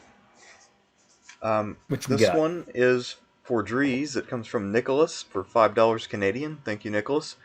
He says, now that Dreeze knows Elagabalus, he must declare him S tier. If he does not, his harvest will not be bountiful, and we will say he deserved it. Well, I definitely need a bountiful harvest this year, so I guess I'll declare him to be S tier. All right. Hopefully that bountiful harvest comes through. Yeah, we can only hope. Yeah. All right. We also have one from Jarrett Shaw for $10. Thank you, Jarrett. He said, I had a relative who fought in Europe in World War II who told me about fighting Hitler Youth at the end of the war. Dark stuff that bothered him till his death that people don't talk about. I think they kind of talked about that a little bit. Remember Monuments Men? Where, these middle-aged art historians ended up in a firefight with a 12-year-old, and they captured him? Oh, yeah, I saw that movie. I don't remember that scene, though. I remember that, John Goodman and Bill Murray were in it, but I don't remember that scene. Yeah. But yeah, there's they were like Hitler Youth and young boys, 14, 15, 16, too young for the army. They were drafted and called up. I'm not sure if they were part of the Volkssturm, which was kind of like this larger militia where a lot of just kind of regular men were drafted, or older men who weren't of military age or capabilities were drafted into it. But yeah, there were lots of child soldiers at the very end of the war because of just the men and material shortage, or the manpower shortage the German army was suffering. And it was some kind of brutal, sad stuff. You had children using weapons that some of them could barely hold or use because they were so large. They didn't know how to properly use some of the weapons, fighting against Soviets and T-34s. And I think they also fought against. I'm not sure the extent of Volkssturm units involved on the Western Front at the end of the war, but I know they definitely were on the Eastern Front. They had some Volkssturm units on the Western Front. A lot of in the East. The case of Hitler Youth, they started using them to use Panzerfaust against tanks because they're small size. Mm-hmm. As far as the Volkssturm goes, the weapons they're being armed with are all over the place. I've read about one Volkssturm unit that was being armed with Franco-Prussian rifles. Yeah, I'd heard they were using captured French weapons from 1940 as well. Yeah, just whatever you can grab, Which you start seeing that all over the place too. Some of those captured French tanks were either repurposed as pillboxes, or a few of the heavier ones were actually used in panzer divisions in the Normandy campaign. Interesting. I didn't know that. Yeah, sometimes they would take the turret off and put a heavier gun on it and make it a an assault gun or even a self-propelled artillery piece with some of the French Yeah. tanks. I mean, Interesting. Yeah. I know the Germans they did capture a fair number of T-34s, and used them. They were paint like these big iron crosses on them so that they could identify them as German tanks. But I knew they repurposed a lot of T-34s, but I didn't know about French tanks. yeah, those and Czech tanks when they conquered Czechoslovakia because the Czechs had, I forget what they're called, but they were a pretty good tank and they became one of the mainstays of the German army in the early stages of Barbarossa. But they're called I think it's called them Panzer 35s and 38s, but they also modified those in various ways, and those were a pretty effective platform. Yeah, they were a decent tank. I think they'll actually fun fact for you, Thersites, the last tank, those Panzer Division to be issued those was actually the 22nd Panzer Division, your favorite. Oh yeah, sweet. Yeah, they were the last outfit to be armed mostly with Czech tanks. Nice. Why is that your favorite division? Well, they were so amazing that they had to be disbanded at one point because when they tried to deploy, they found that mice had eaten all their wiring, so their tanks wouldn't start. So then the unit got disbanded. Nice. Yeah, they were the Panzer Division expected to try to stop Operation Uranus. So there you go. Yeah, so they were there at a key moment, but they weren't really there. Womp womp. So, I mean, can you imagine the frustration of being a commander on the German front? You're trying to send in your unit to counterattack, and then you get a message back: tanks won't start. What do you mean? Mice ate all the wires. Tanks won't start. We can't move. I've heard that was called the military equivalent of the dog ate my homework. Yes. I mean, it would make a better story, or at least a more understandable story, if, say, the Soviets had done it somehow, like if they had partisans who were forced to work maintenance in some way, and they had managed to sabotage. But no, this was just pure neglect. And it's pretty amazing. Can't win them all. No, I mean, can you imagine, like, because I don't know about you, Dreeze, but I know, Sean, you've played a lot of war games. Can you imagine if you failed over and over to activate a unit, and not only did you fail to activate it, but then there was some sort of obscure rule where your unit just disbanded for no reason? All I can say is in any game I own where the 22nd Panzer Division's a unit, they're always really poorly rated. They're always like your worst Panzer Division. As they should be.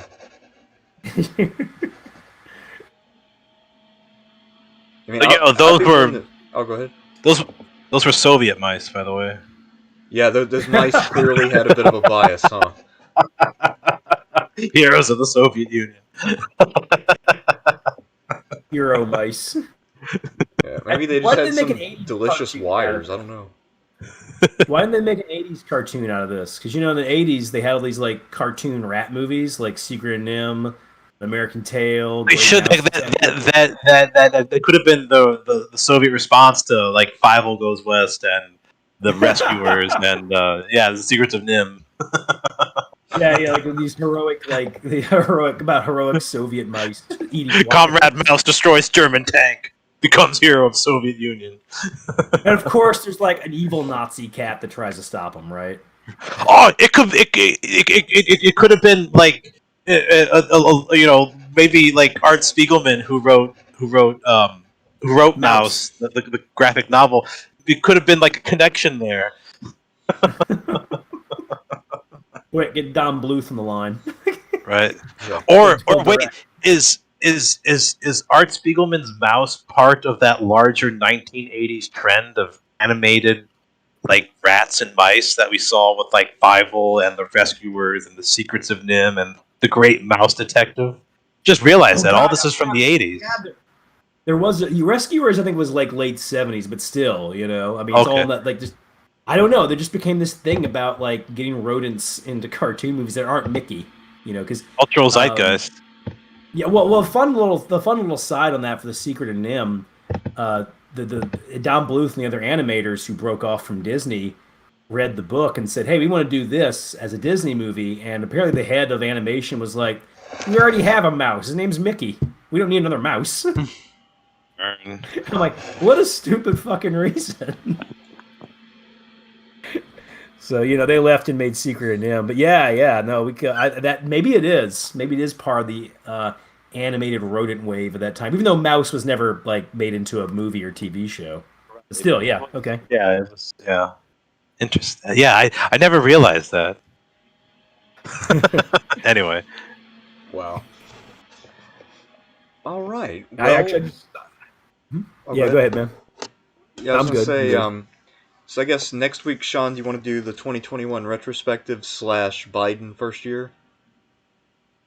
Yeah, that sounds a good one. Either that or because I'm reading about the German army's last year in the war. If you want to, if you want to do some like campaigns where people get blown to pieces. Yeah, because another thing I'm Yeah, starting to but read about now, and one thing I want to do this year, I really want to do the World War One generals tier list. okay. Luigi Cadorno number one. Obviously, I mean That's Number one. Cadorna, that's undisputed category. number one.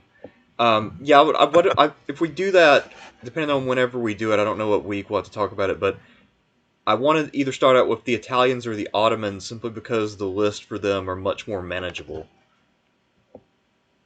All the other Okay. factions, the lists are long as hell because of the 1914 factor where pretty much all the initial commanding generals got sacked. So for that one, did you want to do it as a like several things? Like, you do a one, a two, and a three. Like one day you do Italians and Ottomans, or you just try and do all of them in one night? No, I'm thinking like we do as separate nights each faction, and then we'll lump in the Okay. Americans with probably the British because the French list is already long as fuck. Um, yeah, but the German, Russian, British list, those are all going to be super long. The Austrian, Hungarian list, that one's also long. The Italian and Ottomans, I think we should use those as warm ups because they're only like 20 guys, so it's My not too bad. issue is I'm pretty well read on the First World War, but I don't know every army commander, and I definitely don't know a lot of details about a lot of them. Like I could tell you a decent amount about Falkenhayn, Haig, Brusilov, um, a Yeah, and variety of other ones. that's But fine because I got the yeah, list together of all the people who qualify. At least, except for the Russians, I haven't done that one yet, but I've done all the other ones. So it won't be too hard once we get that going. all right, I'd probably be leaning more on you for that one, and just adding commentary where I can.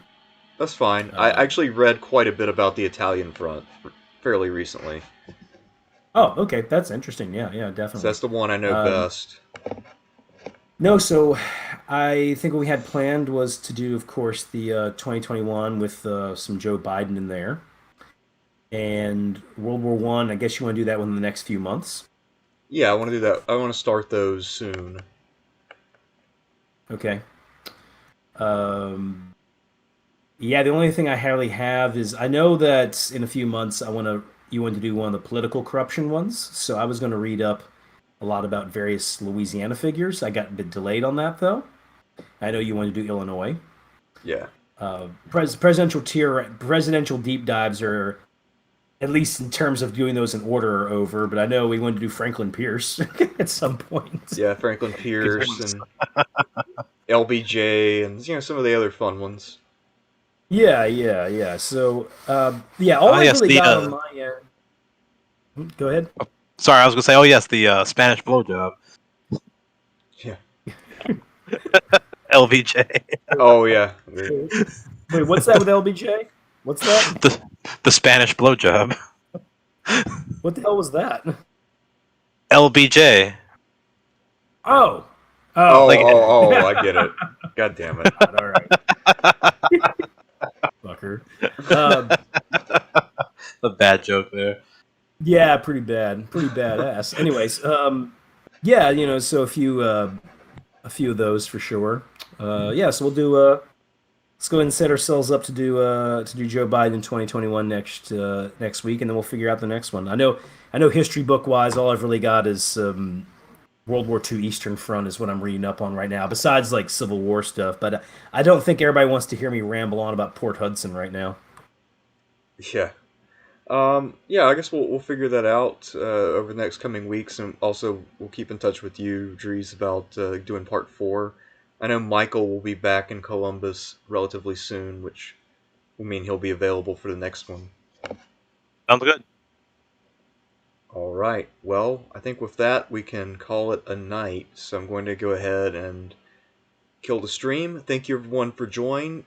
Thank you everyone who donated and came here to hear us talk about the Eastern Front and Stalin's grand strategy.